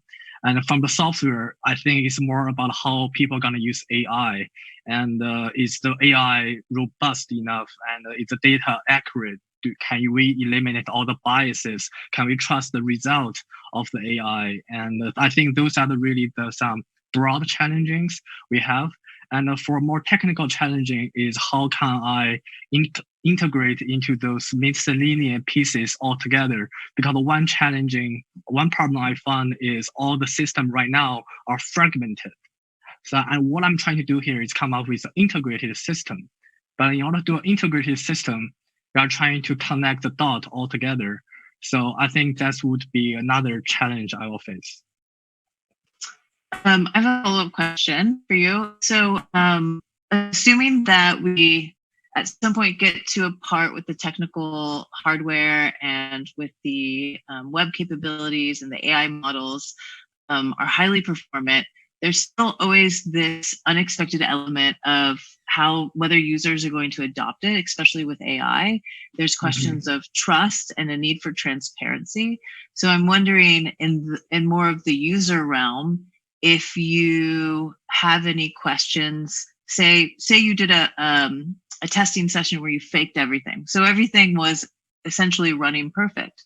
What might be challenges to adoption do you foresee, or do you want to learn more about? Well, I think what I really want to learn more about is what's the deeper layer into the AI? What's the deeper layer of the artificial intelligence? Because I think right now as a designer, like all the workshop and the product we are seeing on the internet are really the applications that are built upon the really basic framework. I think in the future, probably as a designer, I want to participate more about building the fundamental framework of the AI. And I think that will be a new trending that's going to change in the future. And I would say another part, if teaching the user to adopt a new technology, personally, in my opinion, I think that has been happening all the time. If you go back to when the first computer invented and when the Pixar are using a computer to make the 3D animations, nobody adopt or trust, computer can do 3D animation. Back then, everything is done by hand on 2D, is followed by the standard from Disney. And then today's when you're looking at the animation, everything is cool and 3D is done by computer. So I believe this thing will happen again when the next technology breakthrough happen. So that's basically what I believe. Great. Thank you very much. Thank you. My next question is for Lionel. So Lionel, I love your idea of sort of a dating app for the Electoral College. And I'm wondering where this idea of having a personal affinity for someone as a way to better understand the Electoral College came from. And I'm wondering how you might consider extending this data or this dating app metaphor. Right. The project wasn't always a dating app. It began as kind of a Mad Libs to kind of generate a society in which the voting process shaped the way that the society forms. And I felt like it kind of evolved into this kind of dating app but through this kind of evolution of the iteration process. And I decided that it was kind of the best way to educate users through developing these human relationships with them. And in terms of how to go further with it, I'd like to make it even more accessible by publishing it on app stores and on Slack. On Slack, you can have these custom bots that perform these fantasy things for you, and I'd like to port it to make it more accessible for more people. Great. So it sounds like your initial idea was to kind of use simulation and modeling to kind of represent what people, is that correct, with the Mad Libs, to kind of get inputs from them and say, based on what you inputted, this is what your ideal match would be? Is it like that? Yeah, that's pretty similar to what it was. And what was wrong with that was that it was very unregulated, and the input could be such that the output wouldn't make any sense, which had a sort of comedic tone to it, and I liked it for its comedy, and it was a great toy and world builder. But in the end, to educate people more, I focused on the relationship aspect of it. I think that there's some really interesting potential with that idea. Because right now it sounds like you've gone into this chat mode where you're just chatting with sort of one form of democracy. And then you decide if you learn about that. But I think that there's something else that's really interesting with the first idea. And I'm sure you learned a lot through user testing, but potentially this idea of crafting your own ideal democracy mate, but also learning, because there are lots of different forms of democracy throughout the world, and they're executed differently. And it's really interesting to learn about how, the way that Switzerland does it versus how we do it, but also how that might play out given the circumstances, the size of the United States, stuff like that. I can see bringing back a little bit of that simulation, still being very fun and very interesting to find out, given your situation, what a good democracy mate for you is. So thanks, and I look forward to seeing the evolution of your project. Thank you. My next question is for Akshansh. I think I said that correctly. That's right. I loved your piece, both the video and sort of your almost like a public service announcement mixed with an artist statement. So I feel like your work it's very interesting. It's kind of it sounds like maybe you started with the idea that you were going to create an augmented reality or a virtual reality experience to teach people about privacy, but then it became and evolved very much into a form of personal expression. And it sounds like you also might be emerging your identity as perhaps maybe a designer, artist is also transforming. So I'm curious about what's next for this work. Where do you see it going? Yeah, so I want to highlight one thing that you said, that it was about a PSA or something like an announcement or an awareness campaign almost when it started, but then gradually it became more of a personal identity, specifically going to COVID, where everything I drew was a reflective of how it gradually transitioned over things. And with regards to the next future iterations of this, if you saw that it just had the main tech companies from the US, but my intention was to replicate the idea of being in the tech landscape, or essentially sharing personal data with every other system that's associated, not just big companies, but small as well, like Clearview AI that recently popped up in the media, and so on and so forth. And not just for the West, but also for the Eastern Chinese companies. And showing the entire landscape, and then have people iterate over it and then reflect on it. So essentially installations on public spaces to have that kind of an accessibility interaction is something where I perceive it to be. Very cool. So you're imagining it as an immersive sort of art piece that's also critical and relevant about privacy issues. Right. Very cool. Very cool. My next question is for Ming Ma.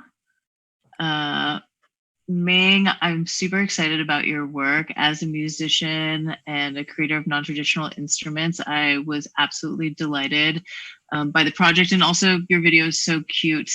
I love it. I love the style. My question is, I know that you're targeting, I think I might be in your target user group a little bit, but I might be just outside of it. So I'm an adult. I like music making toys. I'm also a person who actually composes music. So I imagine that I might want to play with this and use it, and then take the sounds that were created from, or even like some elements of what were created in my sculpture, and take it and use it in another application. Do you see a future of extendability for Somata, or does it just exist? Is it just going to continue to exist as like a sculptural standalone play piece? Mm-hmm. Yeah, I think in the future, maybe I will make the sound more like open source, so people can input any kind of sound they want. it's more like relate to themselves, because each person's taste of sound or music is very different. So in the future, hopefully, I want people can put the sound they desire into Samata, and they can use Samata to create in any form they want and to play with any sound they want. That's exciting. I think in that world, there's a lot of, as I'm sure you know, there's a lot of work that's done around creating like MIDI controllers, or I think even sound objects where you can just give one sound. But I think an area to explore that I personally would love to see more is being able to define the relationships between 2, 3, 4, 5 objects. So in your presentation, you mapped out how you were creating the association between the pentatonic scale. So giving people different scales to choose from, or even how scales can shift, or perhaps create patterns in the way that the sounds are produced, would be so super exciting. I would love to be a user tester. Thank you. Thank you. Thank you so much. And my last question is for Fan and Roy on Kaching. Hello. Your guys' project is so beautiful. The rendering is gorgeous. I assume that that must be one of the focus of your work. So it's really like the colors, the 3D imagery. It's just so beautiful. And so you guys have really clearly laid out this very detailed application. And I'm curious if you were in this work able to get feedback from users, or if you were able to do user testing. Yeah, it's really hard to do user tests, especially during this period of time. So our user tests start from the beginning, even from the wireframe. So we have done tons of like user research and just narrowed it down all the ideas into this final put. And we are willing to do like further research after the whole thing's finished. Yeah. And right, to solidify the whole idea and also concept as well. Yeah. I can see that there might be some opportunities, because I think a big part of your user research is really probably about adoption, right? Like the students have very little time, limited money, a lot of options in terms of apps and shopping and distraction. So probably the biggest question I would want to know is like, well, what is it going to take for them to adopt and use this? And so I'm wondering if, I think in that it might be sort of a product market fit. You guys might actually, if through just like interactive wireframes or whatever, be able to do that kind of user testing remotely, which would be really interesting to find out, because I think that you guys are proposing something that's possibly quite innovative and quite useful, but you want to make sure that, you know, that if there are things blocking it from being adopted, that you can find that out as soon as possible. Right. That sounds awesome. We're gonna do that. It's fun, actually. You can do. I've been doing remote user testing. It's pretty useful. Yeah. Sounds like a party time. I do a lot of stuff with Figma. Oh, cool. Yeah. Cool. I don't know how I'm doing on time. Oh, you're good. How much time do we have? We're technically over time, but ask another question if you have one. That was actually all the questions that I have. Oh, awesome. Well, I mean, thank you so much. I think I'm going to probably conclude it for the night then. Thank you so much, Marika and Glenn. It was my pleasure. You guys made my day. This is so awesome. Your work is really cool and inspiring, and it's a nice break from all of this pandemic madness. Thank you. Yes, I totally agree. You're getting a lot of love in the chat here. So I think I'm going to conclude it for the night. Thank you so much. Also, thank you to Glenn earlier for the session, the first session of the night. Thank you all the student presenters. This was wonderful. This was definitely the highlight of my night. And also to see all of the students' work who've worked so hard throughout the past year, put together something and transition it to a virtual festival online so quickly in the middle of this pandemic. It's been very heartwarming. This was very exciting to see. So this concludes the first night of our virtual festival. Please tune back tomorrow for the second day of the live stream using the same link. Tomorrow's topic will be computation as material, where I will be presenting my own work. So thank you all again and have a great night. See you tomorrow. Thanks, you guys. Good night. Thank you. Me laughing at you. Great work.